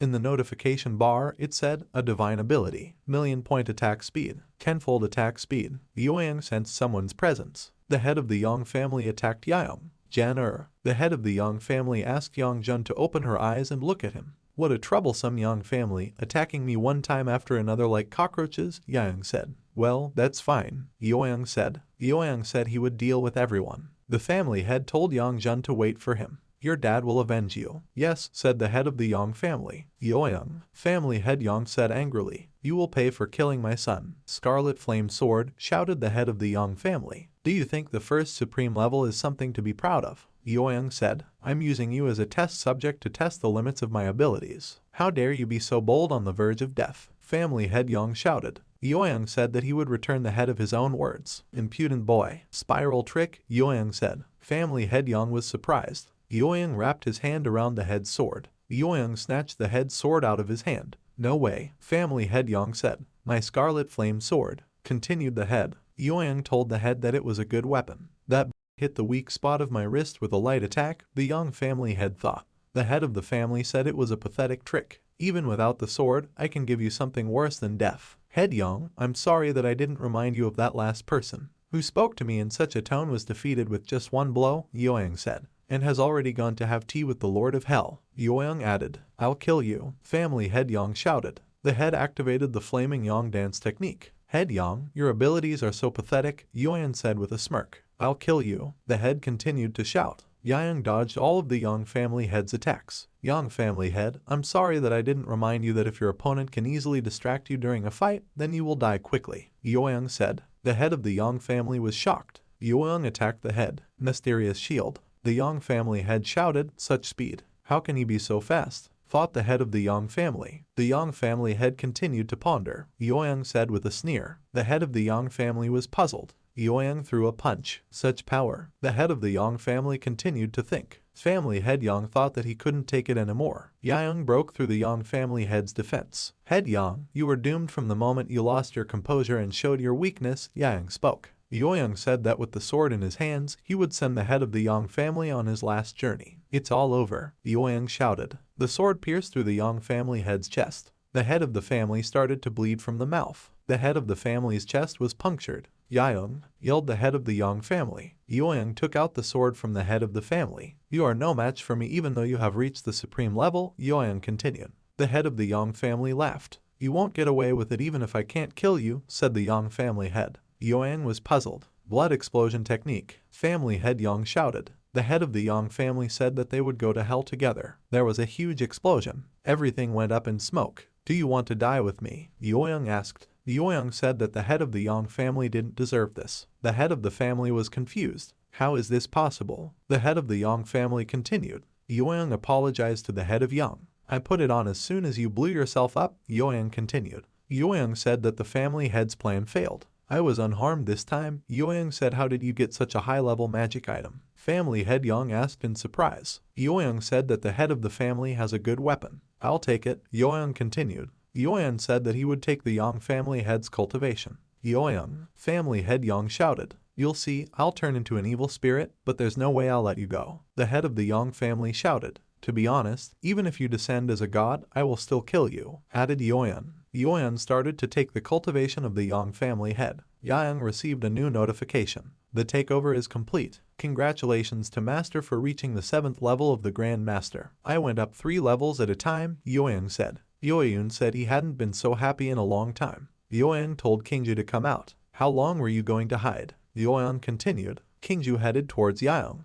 You've been chasing me ever since I came out of the treasure pavilion, said Yueyang. Yueyang asked Kingju what she was up to. Kingju said about the blood of the Ice Jade Toad King. Do you want to keep it for yourself? Yueyang asked. Kingju said no. Kingju said that she wanted to ask Yueyang for it. The action takes place in the regional city of Qingyang County. We are watching the Lai family's residence. Mr. Yueyang, this way, please, Kingju said. In the main city of Qingyang County, 3 outstanding families have settled down. Besides the Yang family, it's the Lai and Mu families, Yueyang mused. Yueyang thought that these families were extremely powerful and that they balanced each other out. Yueyang never thought that Kingju was a member of one of these 3 families, the Lai family. What surprised me even more was that she saw me kill 2 members of the Yang family and consume their cultivation with her own eyes, but she didn't say anything, Yueyang thought to himself. Yueyang thought that he couldn't figure out what was going on in Kingju's head. Mistress brought home a man, the subordinate said in surprise. The sun didn't rise from the west today, did it? Added another subordinate. The subordinate told the others to be quiet.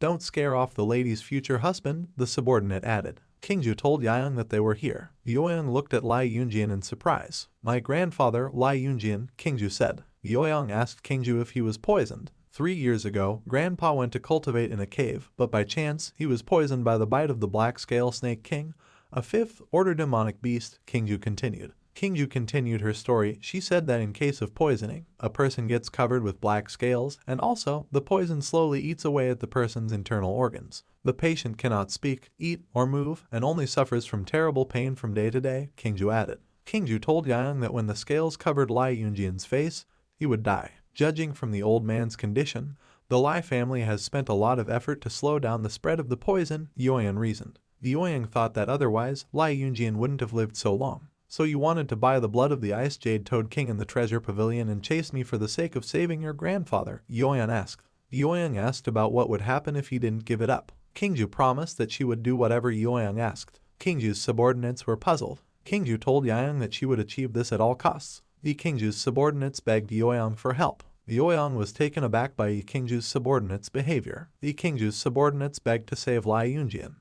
If I don't agree, she'll probably be bothering me in Kaiyuan, Yueyang thought to himself. Yueyang agreed to give the blood of the Ice Jade Toads. Yueyang thought that if he used the system to absorb the poison's destruction, then he could absorb Lai Yunjian's cultivation along with it. All that remains is to give him an antidote, Yueyang thought. Kingju's subordinates were surprised when the scales started to disappear. 15 minutes later, Lai Yanjian opened his eyes. Kingju rushed towards Lai Yanjian. Lai told Kingju that he was feeling better, and it seems that my spiritual energy is slowly returning, Li added. Lai asked Kingju who had saved him. Kingju pointed at Yueyang. My granddaughter's husband, Li shouted. Kingju was taken aback. Li told Yueyang that he was the one. I'm so happy that my granddaughter has such a cute husband. Li added. The strength of a person who has reached the 4th supreme level, Yueyang thought to himself. Li asked Yueyang how they met Kingju. Li asked Yueyang where he was from. Li asked if Yueyang's parents were still alive. When are you planning to have a wedding? Added a joyful Li. Li told Yueyang to go get ready for the wedding.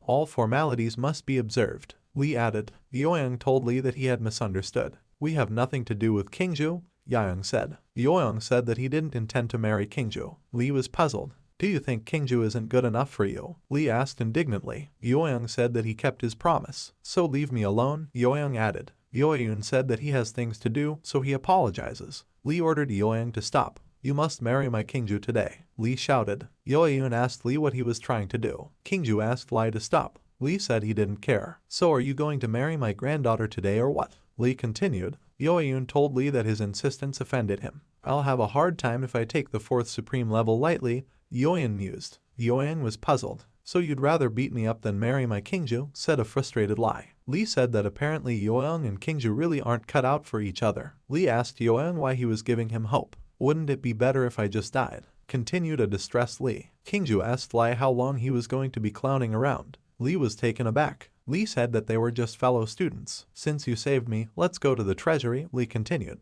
Li said that he would give Yoyang some gifts. We are transported to the Li family treasury. Li told Yoyang that he could take whatever he wanted. Yoyang asked Li if he really could take anything. Li confirmed Yoyang's words. I feel so sorry for my beloved granddaughter, Li added. Thanks to the system, I can quickly determine the ranks of these items, Yoyang mused. Yoyang received a notification that staggering step is a low mysterious rank gate art. After that, a new notification came, explosive fist is a martial art that is not considered strong in its class. Yoyang thought about how he was interested in 2 books. Next, Yoyang saw a new notification that read, Mysterious Divine Power Technique, Advanced Earth Rank and Blood God's Wrath Middle Earth Rank Martial Art. Yoyang noticed an object. We flash back to 15 minutes later at the entrance of the Li family residence. Kid, you're so greedy, Li said. Li told Yoyang that he had taken half of his treasure trove. Yoyang said that Li's life is priceless compared to the treasures. Yoyun thanked Li for his generosity and said his goodbyes. Li asked Kingju about Yang Yaong's murder of the family heads. Yes, Kingju replied. Li noted that Yoyang's talent is truly great.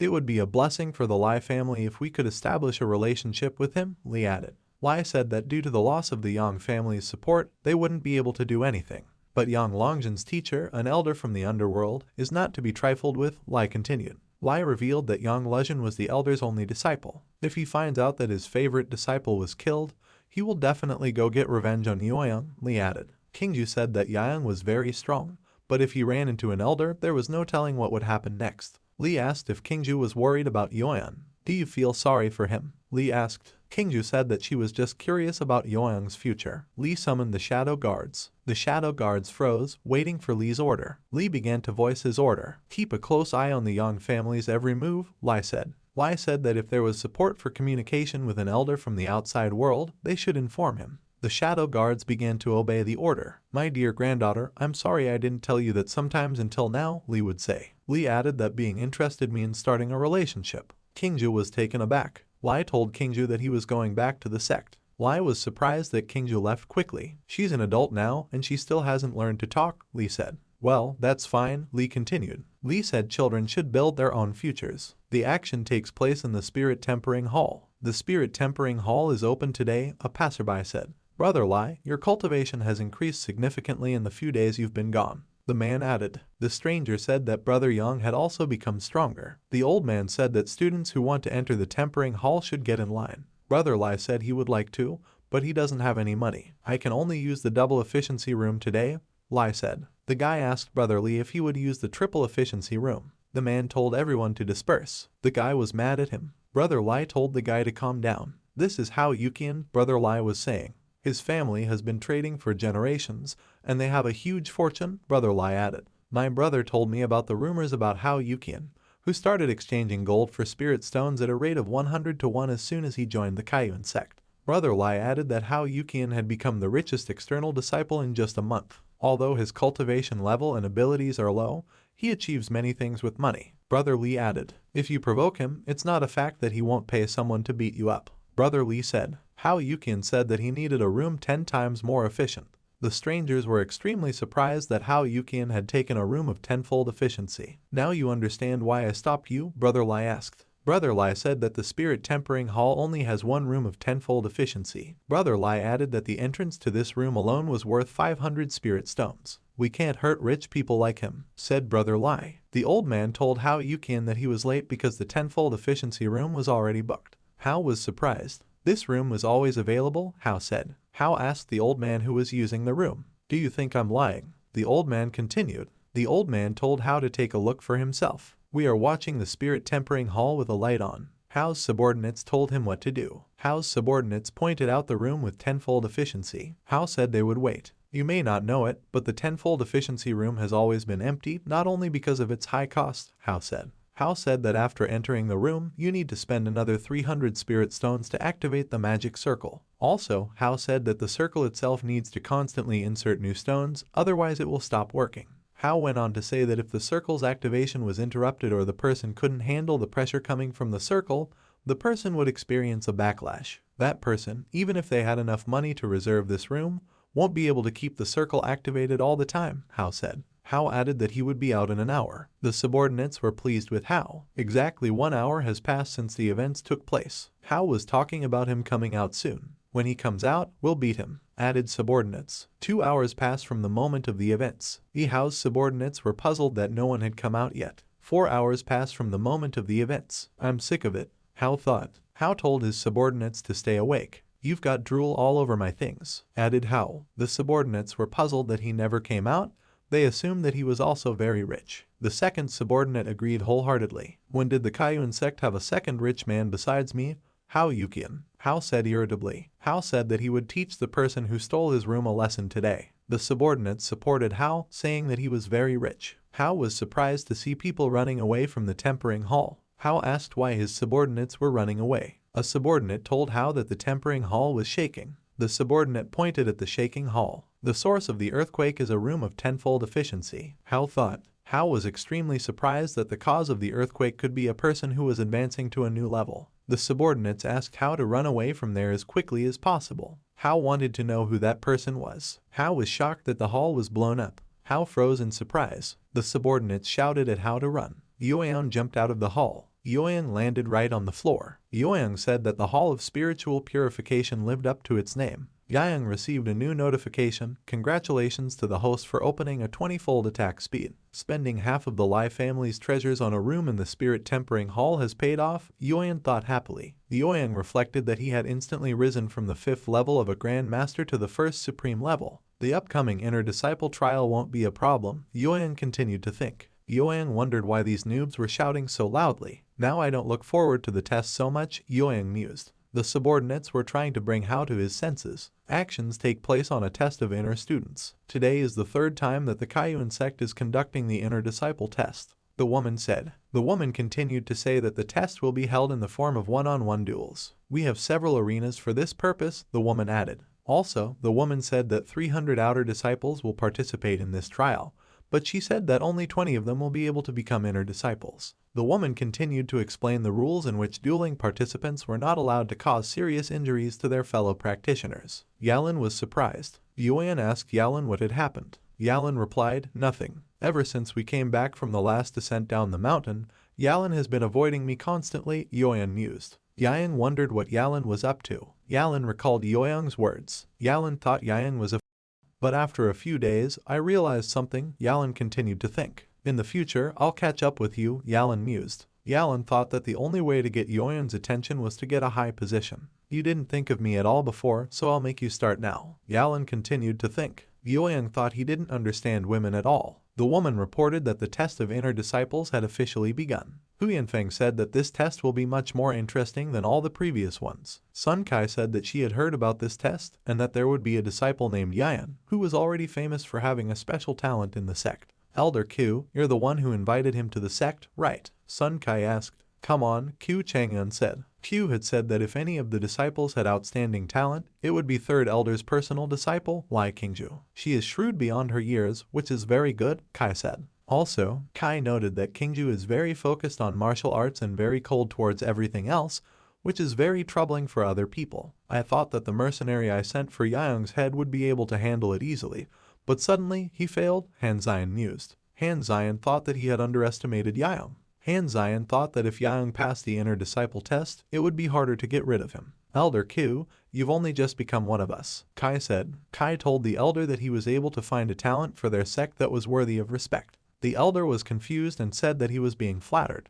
Q Chang'an, enjoy yourself while you can, the elder mused. The elder kept thinking that he had been preparing for this day for the past month. In the elder's memories, it was said that he had long ago ordered several trusted disciples with outstanding abilities to disguise themselves as external disciples. The student told the men to sit here for a while. We'll let you go when the trial is over, added the student. If one failed, then 10 will come after him, Han Zion mused. Han Zion thought that Yaoyang should die. The student apologized to Yueyang. Yueyang told him to attack. Han Zion thought that as long as he was in the Kayun sect, Yaoyang would never become an inner disciple. Yaoyang launched his attack. Yaoyang told the student that he had lost. The student fell to the floor, who announced that Yaoyang had won the 7th duel. Kingju said that Yaoyang is a great swordsman. Han said he was just lucky. Yaoyang strikes, who once again announced that Yaoyang had won the 10th duel. Kingju told the elder that although he was old, he had a very sharp eye. The elder was embarrassed. Han was furious. Yaoyang was again declared the winner. The student said he was giving up.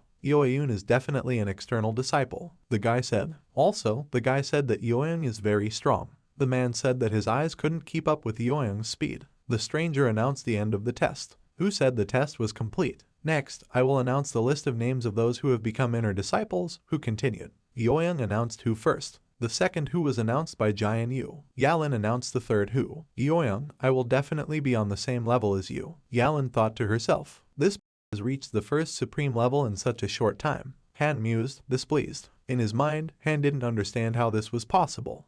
The action takes place in the treasure hall. Who told the outer disciples that this was a treasure hall? The Kayun sect's treasure hall is so big, Yaoyang thought to himself. Who told the students that the Kayun sect has a rule that allows external students to enter the treasure hall to choose elixir, weapons, and martial arts books as a reward? Also, who said that the treasure hall only has 3 floors? Who said that the first floor is the treasure floor, the second floor is weapons, and the third floor is a floor with books? Who continued. Who told the students that they could choose any subject on each floor? For registration, you need to return here in 30 minutes, who added. Who asked the students if they understood. The students told her that they did. As expected of the Kayun sect, they are generous. There are more than just first-level longswords here, Yaoyang mused. There are even third-level short swords and fourth-level weapons, Yaoyang continued to think. Yaoyang was surprised. Yaoyang was very surprised when he saw the level 5 weapon. Yaoyang was looking at the Starfall sword, which was a level 5 weapon. Elixir, Shadow Step, Dragon Slayer sword, who said. Who told the students to go further? Yaoyang told the student that he was smart. You chose the right things, Yaoyang would say. Yalan asked Yaoyang what he had chosen. Yaoyang replied to Yalan that he chose the sword. Yalan noticed the sword in Yaoyang's hands. Yalan asked Yaoyang why the sword in his hands was broken. Is this a Starfall sword? The student asked. The disciple said that this is a very famous divine weapon that can destroy the world. It's a pity that the sword broke due to one incident, the disciple continued. The disciple said that the entire Kayun sect and even the elders themselves can't repair this sword. Also, the disciple added that this sword is now nothing more than a simple scrap metal. Who said that Yaoyang doesn't have to take this sword? How did you know I couldn't fix it? Yaoyang said. Yaoyang's memories where he found something. Li told Yaoyang that he had. Togo has a sharp eye. Li told Yaoyang that this is an ancient black iron of the highest grade, which is very rare. It can be used to temper divine weapons and level up weapons, Lai added. Lai said that only his family has this iron in the entire Qingyang County. Yaoyang said that he chose this sword. Who said that he could get it after she wrote it down? Inner Spirit Elixir, Storm Rip, Starfall Sword, who said? Who called out to the next student? In his mind, Yaoyang was sure that the Spirit Elixir would help strengthen his martial arts. It can increase my spiritual strength and make me better at using attack speed by 10 times, Yaoyang continued to ponder. And the mid-level earth martial arts are known as Storm Blast. They are famous for their speed and strength. Yaoyang thought that if he combined this technique with his attack speed of 1,000,000 times, it would become very strong. Yalan asked Yaoyang where he was going in a hurry. Yaoyang said that he couldn't wait to find an opponent. The action takes place on a 7-tiered pagoda. Yaoyang started walking. Each layer of the 7-tiered pagoda has a corresponding task. Yaoyang approaches the first layer of the pagoda. The 7-tiered pagoda is described so that after passing the test, it is possible to get the corresponding rewards. In order for Yaoyang to enter the pagoda, you need to insert the spirit stone at the entrance. Yaoyang headed for the portal. Further, we are told that each student enters a separate channel, but all students face the same task.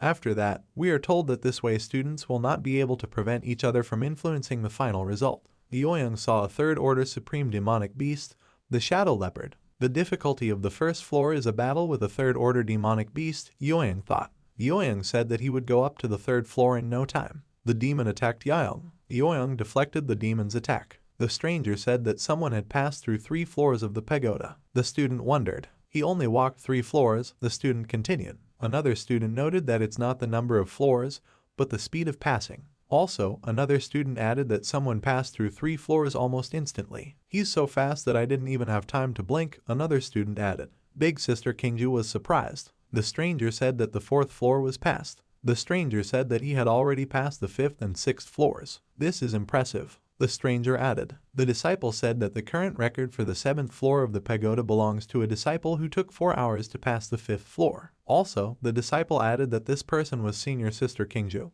who was known for being a genius disciple, and she only succeeded by using the 3rd elder's treasures. But that guy inside only needed half an hour to reach the 5th floor. His speed is incredible. The student added. Big sister Kingju was interested. The students didn't understand what was going on. He hasn't moved since he entered the 6th level.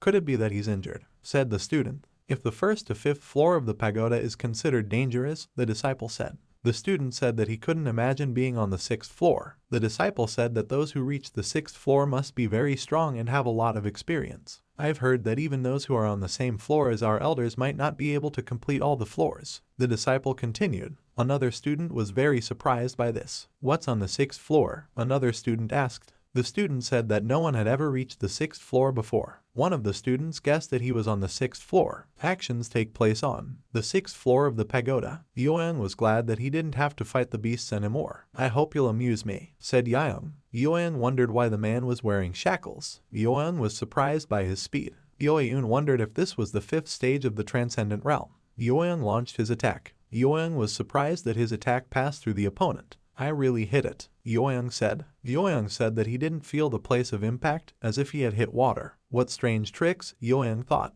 The opponent said that the old men from the Kwin sect seemed to have found a treasure. The opponent asked Young if he was hit by the spiritual technique. Young was confused. A mysterious spiritual technique, Young asked. Eternal life, said the opponent. Young said that he had read about this technique in the ancient books of the Kwin sect. This technique is completely made up of evil. A martial artist who wants to master this technique must take the blood of 100 infants daily for a ritual and cultivate it for 49 days, the opponent said. The opponent also said that a martial artist who successfully masters this technique will receive immortality. Yoyun said that he despises people who bully the weak the most. How dare you kill so many innocent babies for your own selfish desires? Young continued. Young told the opponent that he would defeat him. The opponent told Young that he was a hypocrite who claimed to be righteous. Young, have you ever heard that people can be killed if they aren't a little selfish? The opponent said. The opponent said that he was imprisoned by the old men of the Kwin sect. The opponent added that they had imprisoned him using his own technique, which he used for testing.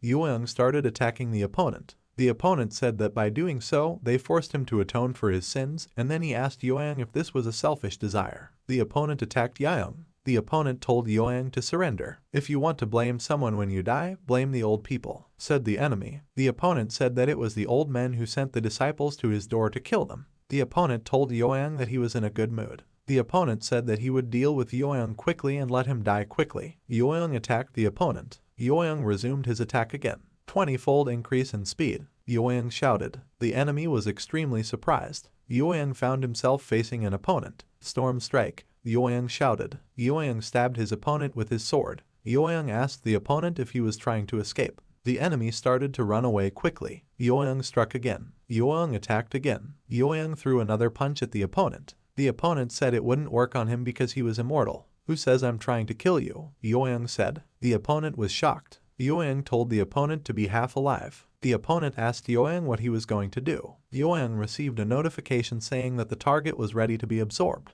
Further, he received a new notification which said about the beginning of the takeover. The enemy started shouting. Yoang received a new notification saying that the absorption was complete and that he had received 2,200,000 experience points. Yoang said it was the top floor. Yoang said he was heading to the 7th floor. The student said that what he saw was that someone had entered the 7th floor. Big Sister Kingju was surprised that there was someone so strong in the Kwin sect. The action takes place on the 7th floor of the pagoda. Great, the woman said. The woman said that Yoang is only at the first step of the otherworldly realm, but he managed to get up to this floor and kill everyone on the other 6 floors. I think you're very talented. The woman continued. What's your name? The woman said. My name is Yoang, Yoang said. Yoang was telling the woman to start a fight. The woman told Yoang that he was impatient. The woman said that girls don't like it. Yoang told the woman to move away from him. The woman was surprised. The woman told Yoang that he never cares about girls. The woman told Yoang that he would die in agony. Yoang was shocked by the woman's strength. The woman was interested.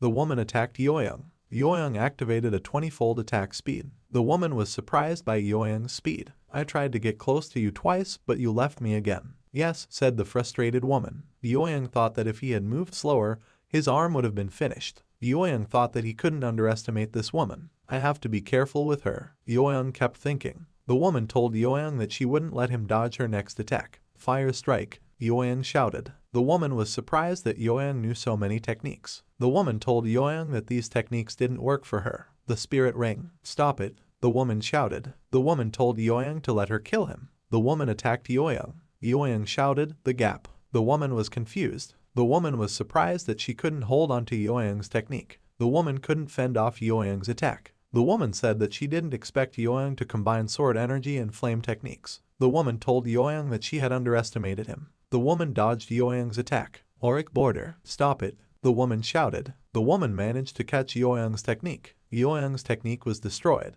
The woman asked Yueyang if he still had a lot of tricks hidden away. If this is all you have, you will lose. The woman continued. Yueyang was surprised that the woman could regenerate. The woman told Yueyang that he was handsome and attractive to her. It's a pity that I don't like men who are weaker than me. The woman said. Wind flash. Stop it, the woman shouted. The wrath of the blood god, Yueyang said. Yueyang said, blood god seal. Yueyang told the woman that he knew how to beat her. Yueyang was telling the woman to prepare for death. Yueyang's technique and the woman collided. The woman was surprised that Yueyang's technique had passed through her. This attack, the woman said. Clouds of smoke hung over the mountains. The action takes place in the Kwin Sect. Kingju said that she saw a 7-story pagoda in front of her. Kingju said that someone had reached the last floor. The old man said that Yueyang was stronger again. The old man repeated that Yueyang had become stronger. We are transported to the 7th floor of the pagoda. It's impossible. Stop it, the woman shouted. The woman asked why Yueyang knew her weakness. Yueyang used a 20-fold attack speed.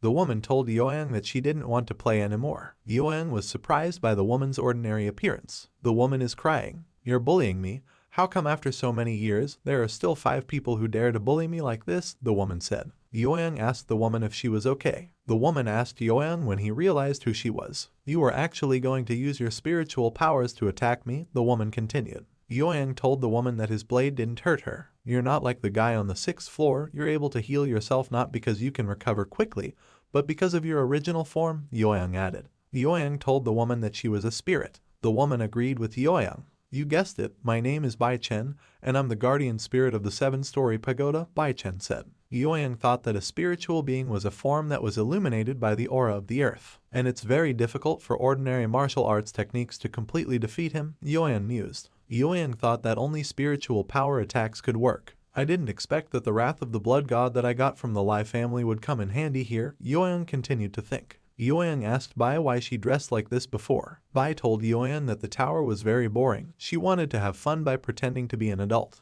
Yueyang thought she was thinking like a child. Yueyang said that he had already passed the floor, he was going to receive the reward. Not only do I have more practical experience this time, but I should also get a lot of spirit stones. Yueyang mused. Bai said that the rewards of the old men from the sect were nothing. Bai told Yueyang to go with her. Bai told Yueyang that after completing the 7th floor, there was a chance for him to receive a special reward from her. Bai said it was a first-class divine reward. Bai said that Yueyang can choose any of the divine grade martial arts. Yueyang was surprised by this and asked if it was really possible to take anything. You just said chance, Yueyang was saying. Yueyang asked Bai about her criteria. Bai told Yueyang that he was beautiful. Yueyang said that he found the right thing. Bai said that Yueyang has a sharp eye. This sword is the strongest, I hope you can master it perfectly, Bai was saying.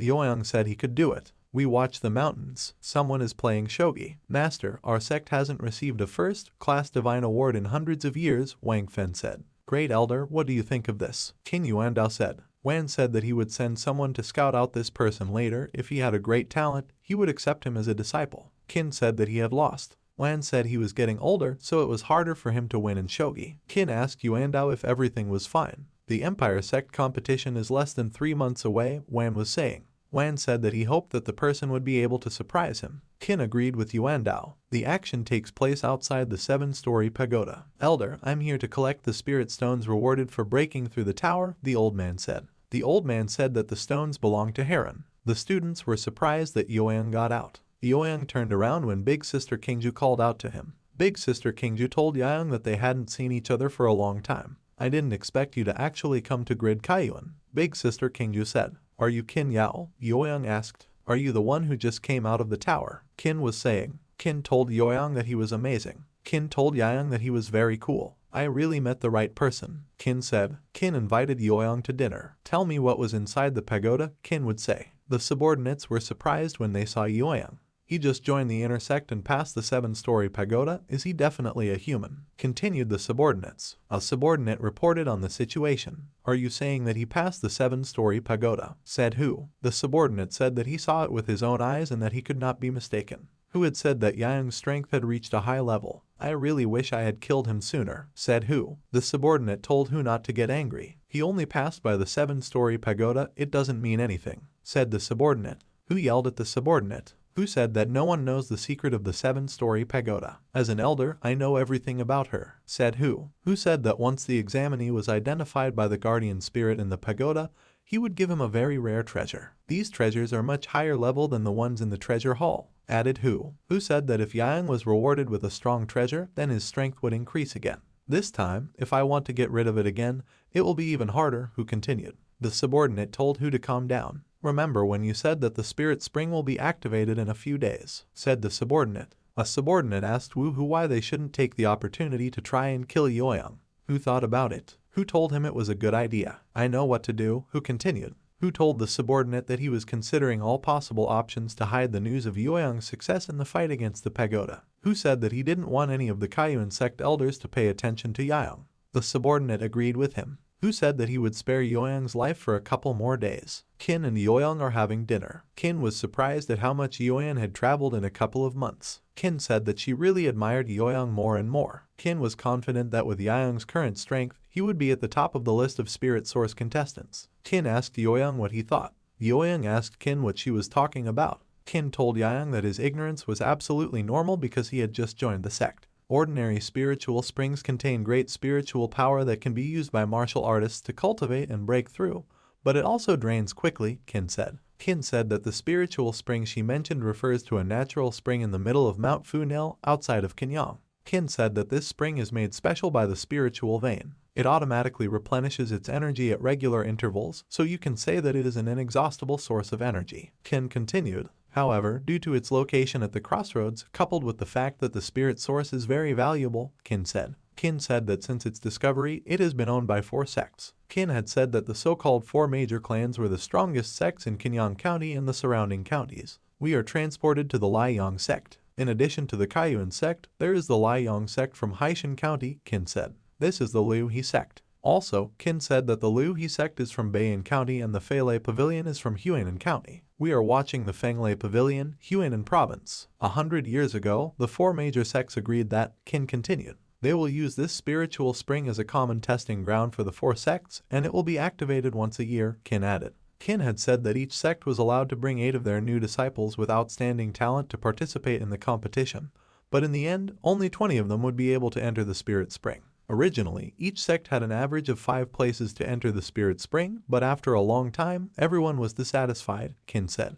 Qin said that in this way, a new rule was introduced for holding competitions before entering the spirit spring. Thus, it has currently turned into a tournament where only the 20 first winners of the competition can enter the spiritual spring, Qin added. Yoyang thought about it. Therefore, the spirit spring is held every year. It is a competition between the newly enrolled disciples of the 4 major sects, Qin said. Also, Qin said that in the Kayun sect, there were very few winners in recent years. With your current talent and strength, if you take part in it, I'm sure you'll be able to win the Spirit Spring competition. Qin said, if what you're saying is true, then this is a really good place to improve your skills quickly, Yoyang said. Yoyang thanked Qin for telling him this. Qin said that Yoyang saved her life. Life, therefore, is a trifle. Qin said that if Yoyang needed anything, he should let her know. Yoyang said that he needed help from Qin now. Qin asked what exactly he wanted. We're watching the Kayun sect's backyard. Wangan hit a tree. I work so hard, but my self-improvement remains at the same level, says Wen. That brat Yang is getting more prominent. Kingju, who always didn't care about the affairs of the sect, came to watch Yang's fight.